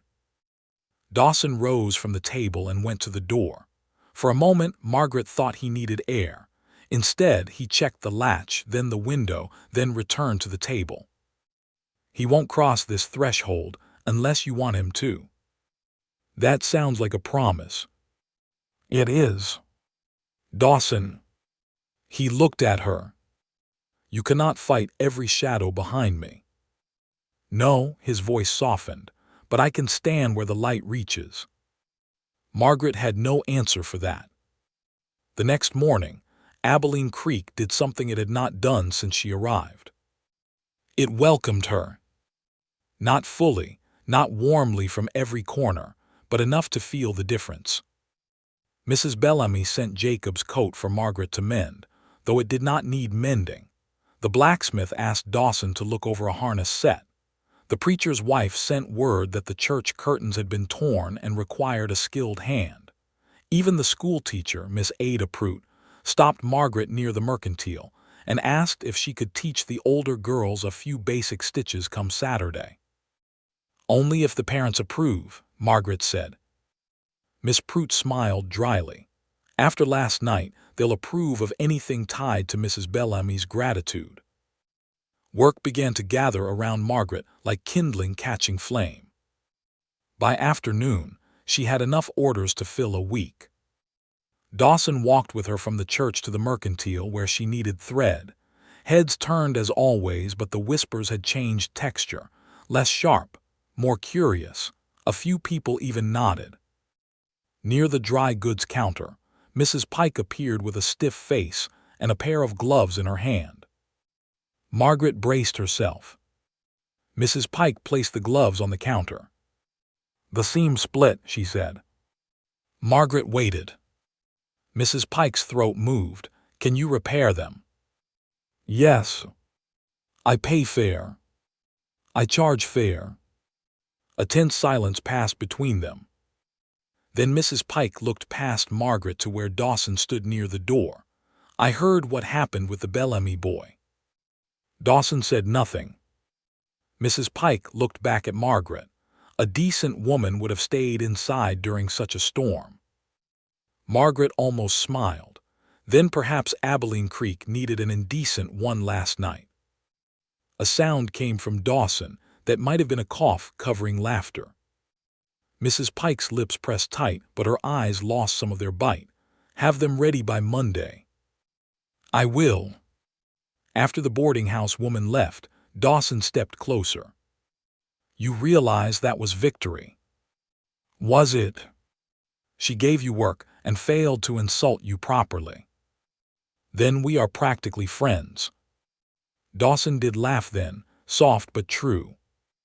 Margaret tucked the gloves into her basket, feeling lighter than she had in years. Tell me in the comments, would you have trusted Dawson after the whole town judged him, or would you have listened to the whispers?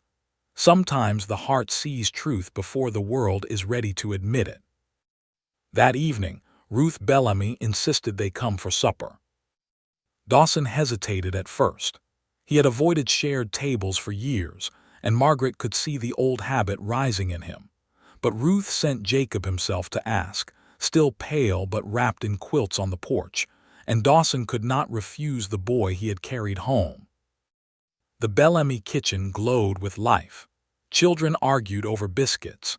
The baby banged a wooden spoon on the table. Mr. Bellamy poured coffee strong enough to stand a spoon in. Ruth kept placing food on Dawson's plate until he looked overwhelmed. Jacob sat across from him, one hand bandaged, watching with solemn eyes. "Mr. Vale," the boy said after supper. Dawson looked up. "Yes. I heard Pa say you saved me because you lost your boy." The room went quiet. Ruth closed her eyes briefly, pained by a child's directness. Dawson set down his fork. Margaret's heart tightened. Jacob looked ashamed. "I didn't mean wrong." "I know," Dawson's voice was gentle, "and your pa is partly right." "Did it hurt?" "Yes. Saving me." Dawson looked at Margaret for one brief second, then back at the boy. "It hurt," he said, "but some hurt is worth walking through." Jacob nodded as if this made perfect sense. Then he reached into his pocket with his good hand and pulled out a small object, a wooden button carved with a crooked star. "I made this," he said. "It ain't very good, but you can have it." Dawson stared at the button. His hand trembled when he took it. "It's very good," he said. Margaret had to look away. Later, walking home under a clear black sky full of stars, Dawson held the wooden button in his palm as if it were gold. "Samuel used to give me rocks," he said. "Every size, every shape, said each one was special." "They were." "Yes," Dawson's voice was thick. "I suppose they were." At the cabin, he placed Jacob's button on the mantel beside Samuel's horse, Samuel's shirt, and Lydia's ribbon. The living and the dead, side by side. Margaret stood beside him. For a long moment, neither spoke. Then Dawson reached for her hand. He did not ask. He did not need to. Her fingers slipped into his, and this time neither of them pulled away. The touch was quiet, no grand confession, no kiss, no promise spoken aloud. But in that cabin where grief had once been locked away, Dawson Vale held Margaret Wren's hand before the fire, and both of them understood something had changed. Not fully into love. Not safely. Not yet. But close enough that Margaret felt afraid when she went to sleep on the bench. Because for the first time since Missouri, she had something to lose.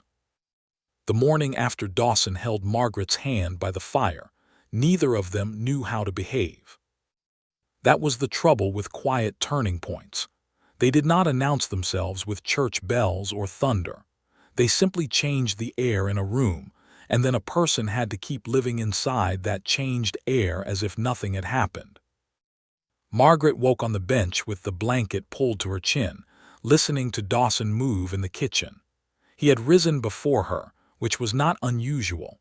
What was unusual was the careful way he set down each cup and plate, as if the smallest sound might break something fragile between them. She sat up and folded the blanket. "Morning," he said without turning. "Morning. Coffee's ready." "Thank you." They're plain words, safe words. But when she reached for the cup, his fingers brushed hers, and both of them went still. Dawson pulled back first, but not sharply. He looked almost embarrassed, and that nearly made Margaret smile. A man who had faced a blizzard, a swollen creek road, a town full of judgment, and the ghosts of his own past could be unsettled by the touch of her hand. That knowledge was dangerous. She drank her coffee too quickly and burned her tongue. Dawson noticed, too hot. "No." His mouth twitched, stubborn answer. Accurate answer. "Your eyes are watering." It is very emotional coffee. The laugh that escaped him was soft but real, and the tension eased enough for them to sit down to breakfast. They spoke of practical things, the church curtains, Ruth's sewing, Dawson's harness work at the blacksmith shop, the Bellamy boys' improving cough, the weather turning clear enough that the road to Willow Spur might soon open. That last subject landed quietly, like a stone dropped beneath deep water. Margaret buttered a biscuit she did not want. Dawson looked out the window. "If you still want to go, the trail may be passable by next week." She hated that he said it gently. It would have been easier if he sounded eager to send her away. "I have work here now," she said. "You do?" "And Mrs. Bellamy needs help. Miss Prout wants me to teach the older girls stitching. Even Mrs. Pike has surrendered her gloves to my questionable character." "She has."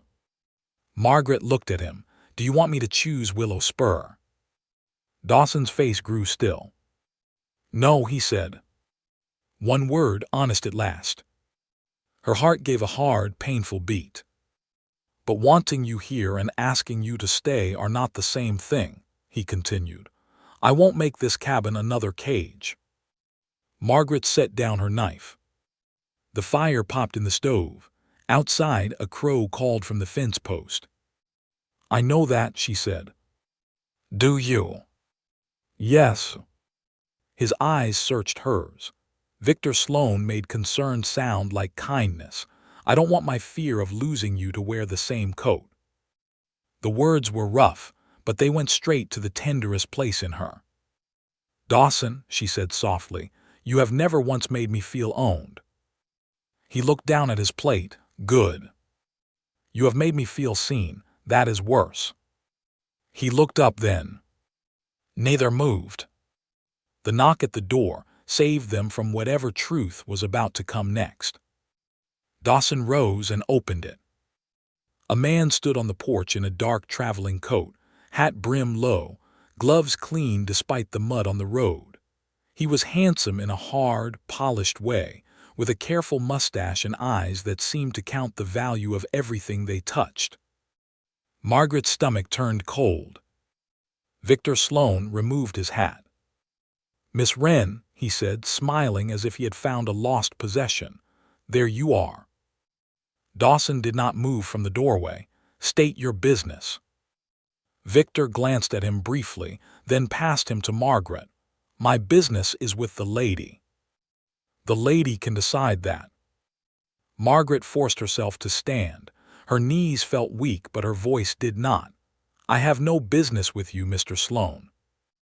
His smile thinned. "Now, Margaret, that is a hurtful greeting after I came all this way out of concern." Dawson's shoulder hardened. Margaret stepped closer, not behind Dawson but beside him. She needed Victor to see that. "I did not ask for your concern." "No, you rarely ask for what is good for you." Victor looked around the cabin, taking in the bench, the stove, the child's shirt on the mantel, the faded ribbon, the carved horse. "Though I see you have found rather humble accommodations." Dawson's voice stayed calm. "You've said enough." "Have I?" Victor's eyes sharpened. "I have crossed difficult country to retrieve a woman who left Missouri under unfortunate circumstances, a woman whose brother feared for her judgment, a woman who may not be in a position to understand how her choices appear." "My brother sent you?" Margaret asked. Victor's pause was small, but she caught it. "He answered my letter," Victor said. "He is worried." "That is not the same thing." "Still splitting hairs, still making trouble where there need be none." Dawson stepped onto the porch, placing his body just enough between Victor and the doorway to make his meaning clear. "She told you to leave." Victor laughed once. "And you are her keeper." "No." "Her lover, then." The word struck the air like a slap. Margaret felt heat rise in her face. Dawson's expression did not change. "You are on my land." Victor's eyes brightened with cruel satisfaction. "Your land, your cabin. How convenient. Tell me, Mr. Vale, did she mention she has a habit of accepting shelter from men and then claiming injury when they expect gratitude?" Margaret's hands curled. "That is a lie." "Is it?" Victor turned toward her. "Did you not accept my help with your rent? Did you not allow me to escort you through town? Did you not let people believe we had an understanding?" "I let people believe you were decent." For the first time his mask slipped. "Only for a second." But Dawson saw it. Victor recovered quickly and reached into his coat, drawing out a folded paper. "I have here a statement from Missouri regarding Miss Wren's character and debts. She left owing rent, damaged goods, and with a reputation that would make any respectable house think twice before sheltering her." Margaret felt the old cage closing, bar by bar. Dawson held out his hand. "Let me see it." Victor hesitated. "Unless it is not as official as you claim," Dawson said. Victor gave him the paper. Dawson unfolded it and read in silence. Margaret watched his face, terrified despite herself, not because she believed Victor, but because old shame had deep roots. It whispered that every kindness would end once the right lie was spoken. Dawson finished reading. Then he looked at Victor. "This is not a court paper. It is a signed statement. By you. As the injured party." Dawson tore the paper clean in half. Victor's face flushed red. "You ignorant cowboy." "Freight man," Dawson said, And I've handled enough contracts to know a scarecrow dressed in legal words when I see one." Margaret nearly laughed from the shock of relief. Victor took one step forward. "You have no idea what kind of woman she is." Dawson's voice dropped. "I know exactly what kind of woman she is." He turned slightly, looking at Margaret, not with pity, not with doubt, but with a steadiness that made her breath catch. "She is the kind who works when she is tired, the kind who walks into storms for other people's children, the kind who mends what others hide away because grief frightens them, the kind who was told she was less and came west anyway." Margaret's eyes burned. Victor sneered. "Pretty speech, but speeches do not change truth. She cannot give you a family." The words fell hard. For one long second, even the wind seemed to stop. Dawson went very still. Margaret's face drained of color. Her secret dragged onto the porch like dirty laundry. Victor smiled softly, seeing the wound land. "Ah, she did tell you then, or perhaps she did not. A woman like Margaret always waits until a man is too attached to think clearly." Dawson moved so fast Margaret almost reached for him, afraid he would strike Victor. But he did not.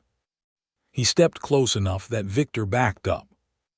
"Family," Dawson said quietly, "is not a child used as proof of a woman's worth. Family is the hand that stays when fever comes, the voice that calls a man back from his dead, the person who makes an empty cabin remember how to breathe." Victor blinked, thrown by the calm force of it. "You can spread whatever story you please," Dawson continued, "but hear mine first. Margaret Wren is under my roof because I asked her to stay.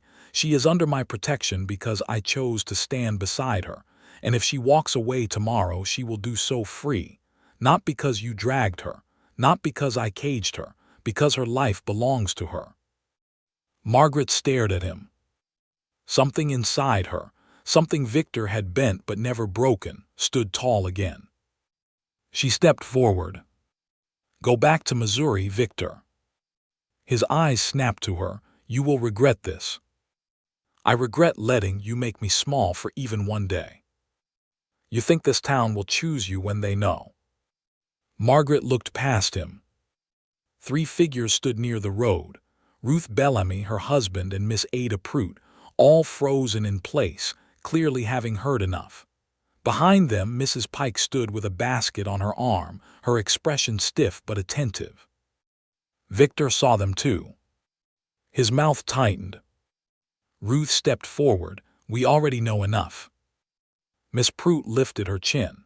"And if you have business accusing women in public, sir, perhaps you should begin with your own conduct." Mrs. Pike, after a long pause, added, "Abilene Creek has many faults, but we do not need imported cruelty." Margaret nearly smiled through her tears. Victor looked from face to face, realizing the ground beneath him was not as steady as he thought. "This place will tire of you," he said to Margaret. "They always do." "No," Dawson said. "Men like you tire of women who refuse to bend. That is not the same thing."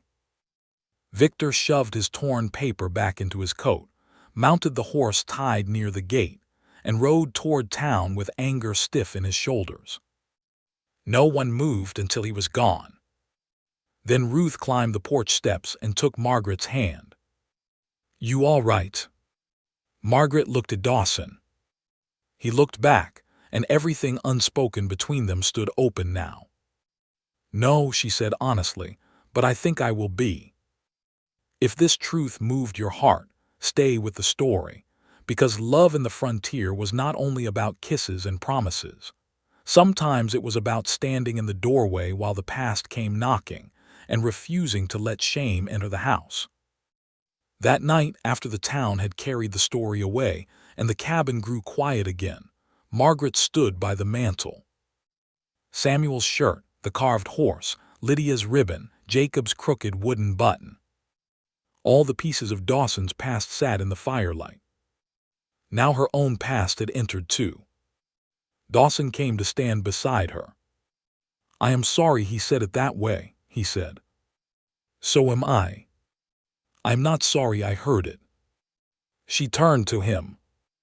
His voice softened, not because it was my right to know, because now you do not have to carry the fear of telling me.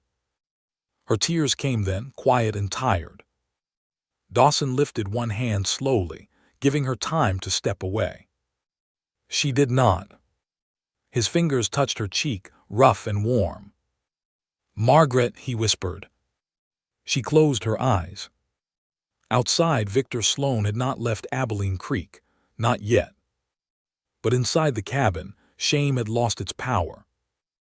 And when Dawson's hand settled gently around hers, Margaret knew that whatever came next, she would not face it alone. Victor Sloan did not leave Abilene Creek. That was the first sign he had not come for concern, apology, or even wounded pride. He had come to win. By noon the next day, his horse was tied outside the hotel. By evening, he had taken supper at the cafe and spoken to every man with a business ledger and every woman willing to listen from behind a teacup. He used soft words, careful words, the kind that did not sound cruel until a person felt the bruise afterward. Margaret heard pieces of it as she moved through town with her sewing basket. A troubled woman. Unsettled mind. Ran from debts. Poor Mr. Vale, already grief-struck and easily led. No one said these things directly to her face. That would have required courage. Instead, they floated from doorways and corners, thin as smoke, trying to find cracks in her heart. This time, the cracks did not open. Not because the words did not hurt. They did. Old lies hurt more when they returned wearing new dust. But Dawson had stood in his doorway and told the truth before anyone else could name her by shame. Ruth had taken her hand. Miss Prout had lifted her chin. Even Mrs. Pike, hard as winter laundry, had refused to give Victor the welcome he expected. Margaret was not standing alone anymore. Still, she knew men like Victor. When whispers failed, they reached for paper. That paper came on the third morning. Dawson was repairing a harness outside the blacksmith shop while Margaret sat by Ruth's kitchen window, finishing a row of buttonholes on a child's Sunday shirt. Jacob Bellamy was asleep on a settle near the stove, one hand still bandaged, a quilt tucked to his chin.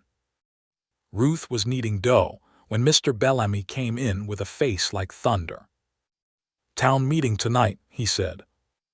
Ruth stopped kneading. "For what?" Victor Sloan filed a complaint with Judge Marlowe. Margaret's needle froze. Mr. Bellamy looked at her with sympathy and anger. "He claims you owe him money from Missouri, says you crossed state lines to avoid payment. He's asking the judge to hold your wages and require you to return with him until the matter is settled." The room tilted slightly. Ruth wiped flour from her hands. "Can he do that?" "He can ask," Mr. Bellamy said. "Whether the judge grants it is another matter." Margaret placed the shirt carefully in her lap, though her fingers had gone cold. "How much does he claim?" $200. Ruth made a sharp sound. For what? The air she breathed. Rent, damaged property, broken agreement. Words piled high enough to look like law. Margaret stood. Jacob stirred on the settle. She lowered her voice. "Where is Dawson?" "At the blacksmith's. He already knows." That frightened her more than anything. She gathered her sewing kit and walked quickly through the livery yard. Dawson stood beside the forge, harness leather in one hand, his face carved hard and quiet. The blacksmith was speaking, but Dawson did not seem to hear. When he saw Margaret, the anger in his eyes shifted into something gentler and more dangerous. "I was coming to tell you," he said. "I know now. It's false." "Yes. I'll speak before the judge." "You will not speak for me unless I ask you." The blacksmith suddenly found urgent business inside the forge. Dawson looked at her. "Margaret, I know you want to protect me, but Victor's strongest lie is that I cannot stand on my own. If you carry my voice tonight, he wins a piece of what he came for." Dawson's jaw tightened, not with anger at her, but with the pain of letting someone he cared for walk toward a blade. "What do you need from me?" he asked. The question nearly undid her. Not what should I do, not what will you allow, not a command wrapped in concern. "What do you need?" Margaret drew a steady breath. "Stand where I can see you." His face softened. "That I can do." The town hall was full before sunset. Every bench held bodies. Men lined the walls with hats in hand. Women sat straight-backed, faces sharp with curiosity, worry, or judgment. Lanterns hung from rafters, throwing restless light over the room. Outside, horses shifted in the cold and wagon wheels creaked as late arrivals came in. Judge Marlowe sat at the front behind a plain table. He was a square man with white eyebrows and a voice like dry wood. Victor Sloan stood to one side in his best coat, polished boots shining as if he had brought Missouri respectability with him in a trunk. He held a packet of papers under one arm. Margaret sat alone on the front bench. Dawson stood against the left wall, exactly where she could see him. Not too close, not claiming, not controlling. Standing where the light reached. Judge Marlowe cleared his throat. "Mr. Sloan has presented a complaint regarding debts owed by Miss Margaret Wren, formerly of Missouri. He asks this court to recognize the claim and make arrangements for payment or return." A murmur moved through the hall. Victor stepped forward, smooth as oil. "Your Honor, I regret deeply that this matter must be handled publicly. My only wish has ever been to protect Miss Wren from the consequences of rash choices. She left Missouri owing rent on a sewing room I owned, damaged several bolts of fabric belonging to my store, and broke a written understanding between us regarding marriage." Margaret heard the word marriage ripple through the room like a match dropped in straw. Victor lowered his voice, turning just enough to include the crowd. "I fear her present situation here proves the same pattern. She attaches herself to generous men, accepts shelter, money, and kindness, then cries injury when asked for honor." Dawson's hand closed around the brim of his hat. Margaret kept her eyes forward. Judge Marlowe looked at Victor. "Do you have documents?" Victor smiled and presented the packet. "Signed statements, accounts, letters." The judge took them and began reading. The hall grew so quiet Margaret could hear Ruth Bellamy's baby fuss softly near the back. She could hear her own heartbeat too, steady but loud. Judge Marlowe frowned. "Miss Wren, did you rent a sewing room from Mr. Sloan?" "Yes, Your Honor." "Did you leave before the end of your term?" "I did." "Did you owe rent?" "1 month." Victor smiled. Margaret turned slightly, letting her voice carry. "Because Mr. Sloan tripled the rent after I refused his proposal. He gave me 10 days to pay or leave. I left." The smile faded. Judge Marlowe looked at Victor. "Tripled." Victor spread his hands. "Market changes." "In a town with no market change?" Margaret asked. A few people murmured. Judge Marlowe's eyebrows lifted. "You will answer me, Mr. Sloan, not Miss Wren. Did you raise the rent?" Victor's jaw tightened. "Yes, within my rights." "Perhaps continue, Miss Wren." Margaret stood, because sitting made her feel small. "I rented that room for 4 years. I paid on time until Mr. Sloan asked me to marry him. When I said no, he said I had embarrassed him. He raised my rent, told suppliers not to sell to me on account, and told customers I was unstable." Victor laughed lightly, a dramatic telling. Margaret looked at him, not as dramatic as claiming ruined fabric that never existed. He stiffened. Judge Marlowe glanced at the papers. "You deny damaging goods." "I deny ever having those goods. The bolts listed here are expensive silk and imported lace. I worked in work dresses, curtains, children's coats and plain Sunday clothes. Half this town has seen the kind of sewing I do. I could not have afforded fabric like that, and no man with sense would have stored it in my little room near a stove pipe that leaked. Ruth stood from the back. She's right. That woman saves scraps smaller than my thumb. She wouldn't waste calico, let alone silk. A ripple of agreement followed from women who had watched Margaret work. Victor's face hardened. These people barely know her. Mrs. Pike rose slowly. Every head turned. I barely know her, she said, and I did not welcome her kindly. Her mouth tightened as if each honest word cost her a tooth. But I know fabric, I know work. Miss Wren mended gloves for me with thread matched so close I needed lamplight to find the seam. A careless woman does not sew like that. Margaret blinked. Mrs. Pike sat down quickly, annoyed at herself. Judge Marlowe looked back at the papers. There is mention of a written marriage understanding. There was none, Margaret said.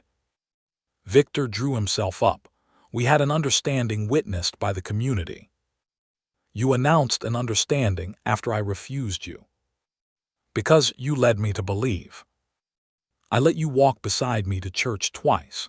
I let you bring flour during a hard winter because you brought flour to 6 other women as charity, and I was foolish enough to think kindness could be accepted without ownership. The room went still. Margaret felt Dawson's gaze on her, steady as a hand between her shoulders. She continued. There was no promise, no signed paper, no ring, no consent. Judge Marlowe turned to Victor. Do you have proof of this agreement? Victor's mouth worked. Her conduct. Proof. Silence. The judge set the papers down. Victor's polished manner began to crack. Your Honor, this woman is skilled at appearing wronged. She has made a habit of it. Ask Mr. Vale. She has lived under his roof for days, perhaps weeks, while unmarried. That alone speaks to her character. Before Dawson could move, Margaret lifted one hand slightly. He stayed where he was. She looked at Judge Marlowe. When I arrived here, I had missed my stage to Willow Spur Ranch. Mrs. Pike refused me lodging. The hotel refused me lodging. The saloon laughed at me. Night was coming. Mr. Vale gave me a bench by his stove and slept in another room. He did not touch me. He did not ask payment. He did what decent people claim they would do until decency becomes inconvenient. No one spoke. Then Jacob Bellamy's small voice came from the back. Mr. Vale saved me. A rustle moved through the crowd as Ruth tried to hush him gently, but the boy continued, pale and earnest. And Miss Wren came too, in the storm. She held the lantern. Margaret's eyes burned. Judge Marlowe looked at the boy, then at the room. The blacksmith stood. I'll say this. If character is judged by who brings children home in a blizzard, I know where I stand. Miss Prout rose next. And if a woman's worth is judged by the word of a man angry she refused him, no woman in this hall is safe. That sentence changed the room. Women looked at one another, some with surprise, some with shame, some with recognition they had tried not to feel. Victor saw it too, his voice sharpened. This is sentiment, not law. Judge Marlowe gathered the papers, tapped them against the table, and looked over his spectacles.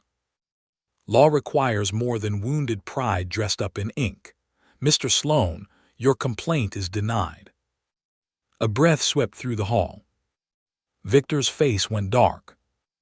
The judge continued, as for the 1-month rent, Miss Wren has admitted it. Do you wish to pursue that lawful amount?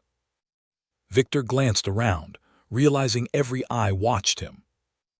Pursue a single month's rent after claiming $200 and losing before the whole town. His pride could not bear it. No, he said coldly, keep it, charity suits her. Dawson stepped away from the wall. Judge Marlowe's voice cracked across the room.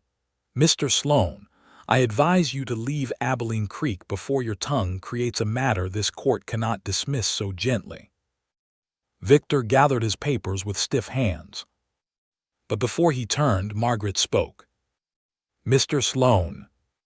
He looked at her. She walked toward him, stopping several feet away.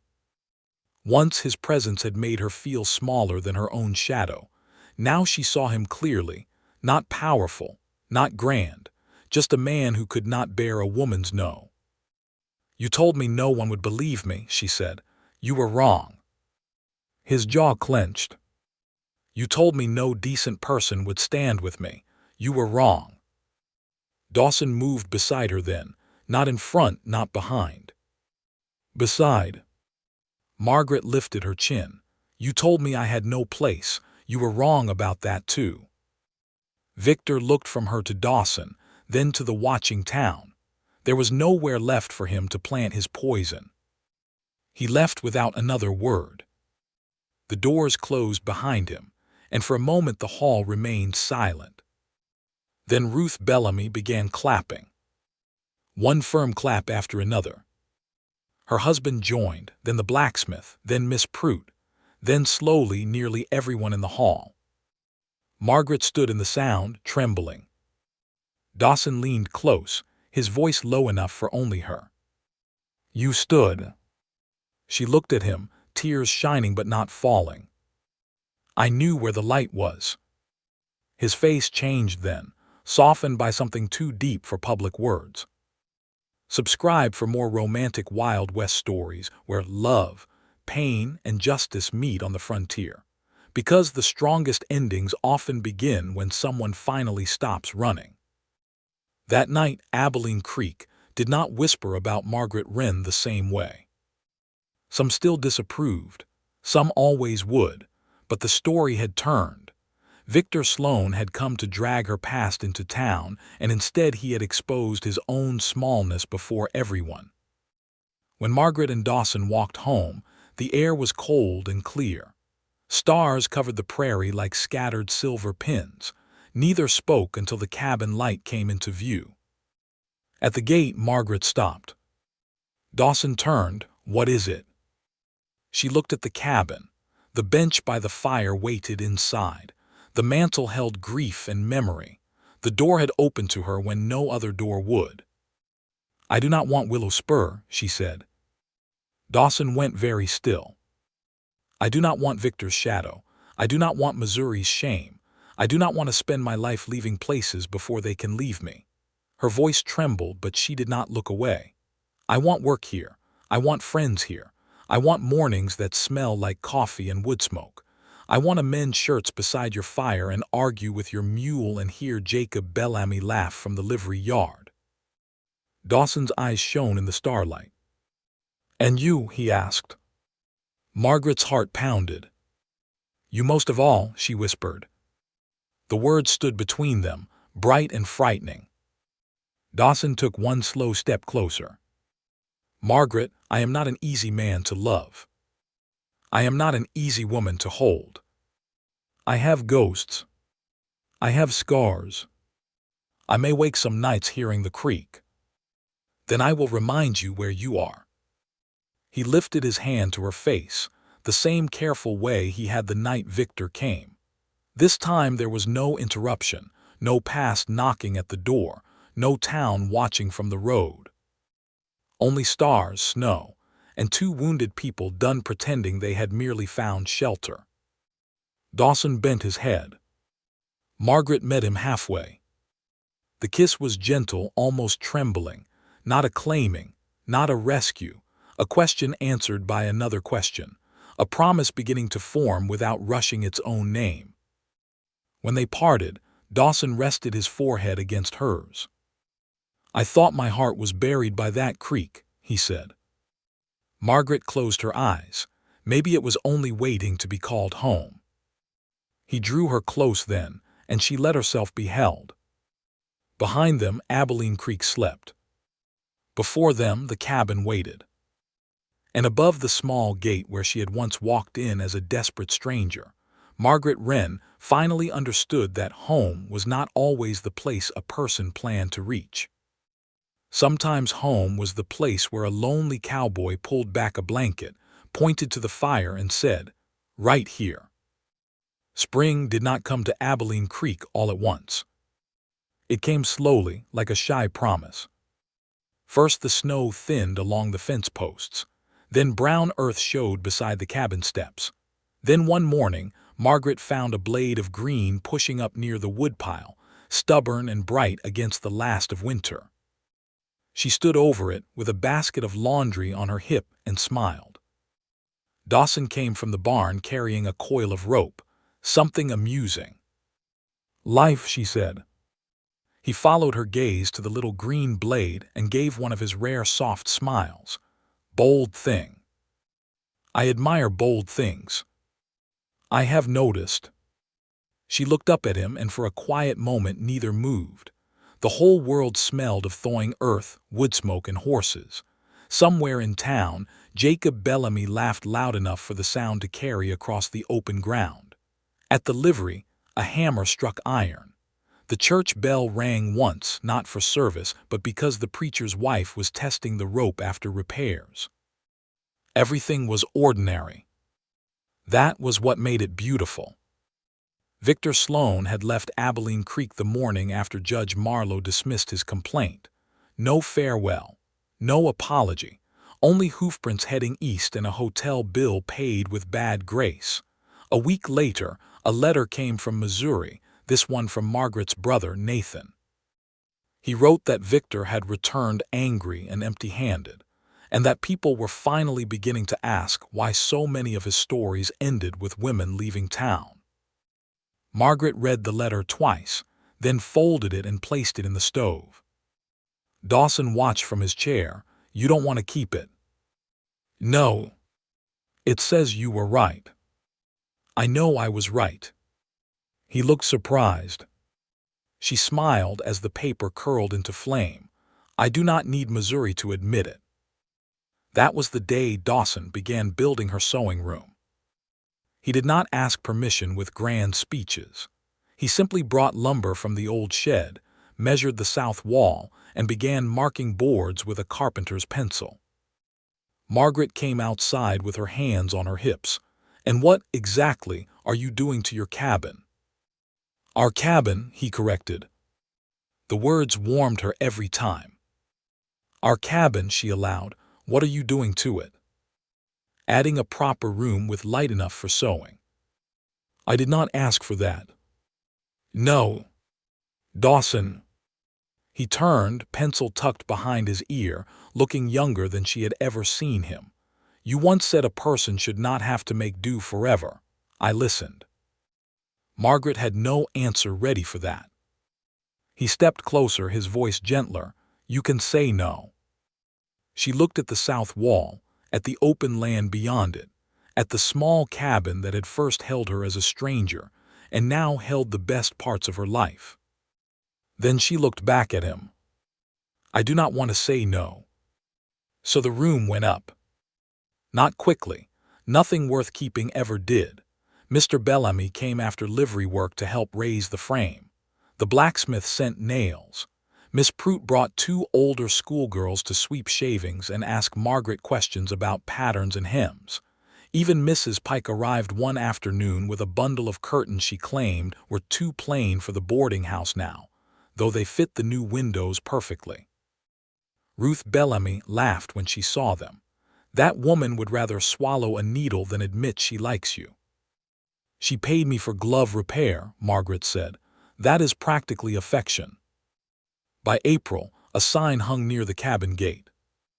"Margaret Wren, seamstress." Dawson had carved it himself. The letters were not fancy, but they were deep, steady, and strong.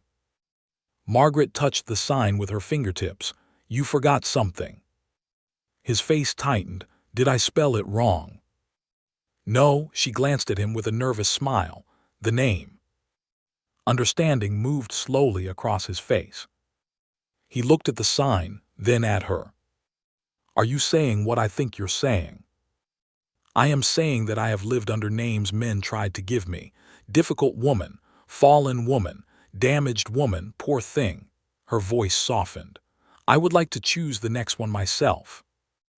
Dawson removed his hat. The wind moved through his hair, carrying silver threads at his temples. "Margaret," he said, and her name sounded like a prayer in his mouth. "Do you want a wedding because the town expects it, because Sloane tried to shame you, or because you want me?" She stepped closer. "I want a wedding because when I wake I listen for you. Because when I sew, I think of your shirts wearing thin at the elbows. Because when the wind rises, I no longer wonder where I will sleep. Because the safest words I ever heard were spoken by you beside a stove, and they have stayed with me every day since." His eyes shone. "I am not a rich man," he said. "I did not ask for riches. I cannot promise there will be no sorrow. I would not believe you if you did. I loved Lydia. I know. I still miss Samuel. You always will." His voice broke slightly, "and you can live beside that." Margaret took his hand and placed it over her heart. "I already do."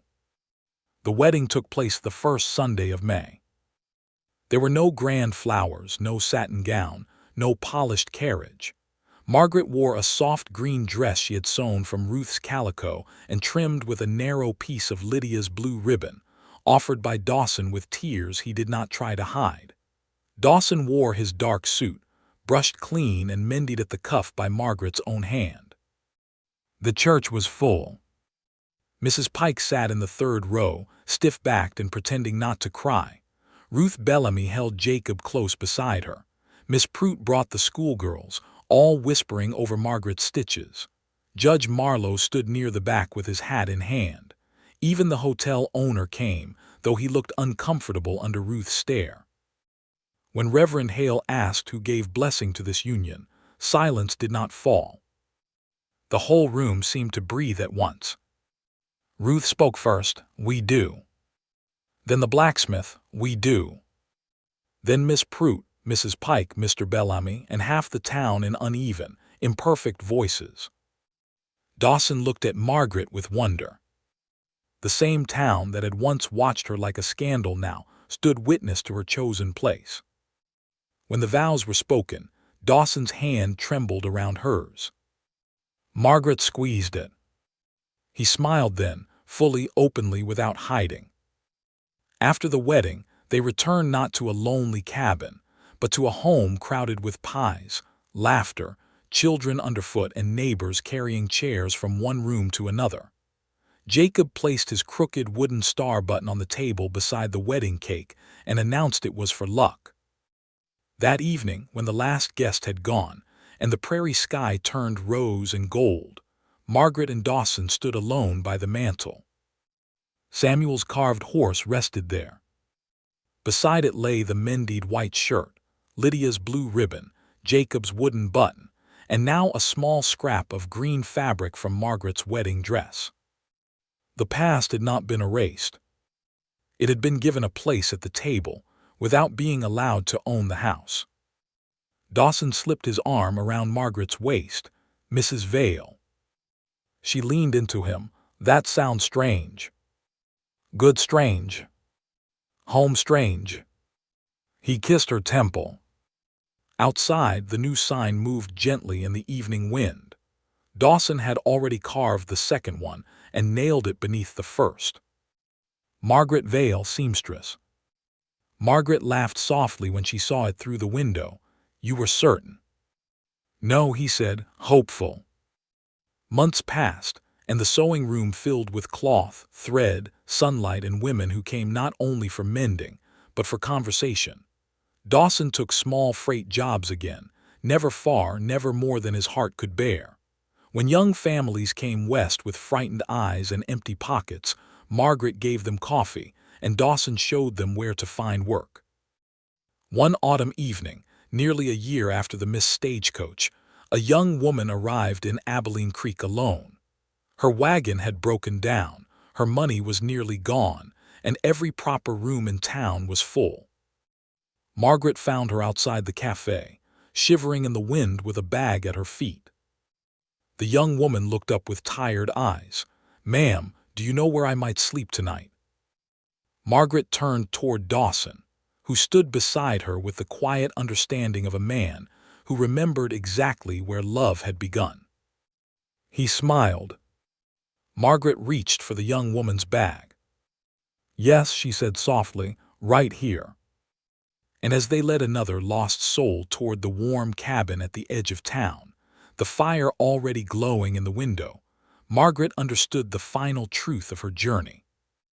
Love had not saved her by making her smaller, softer, or easier to accept.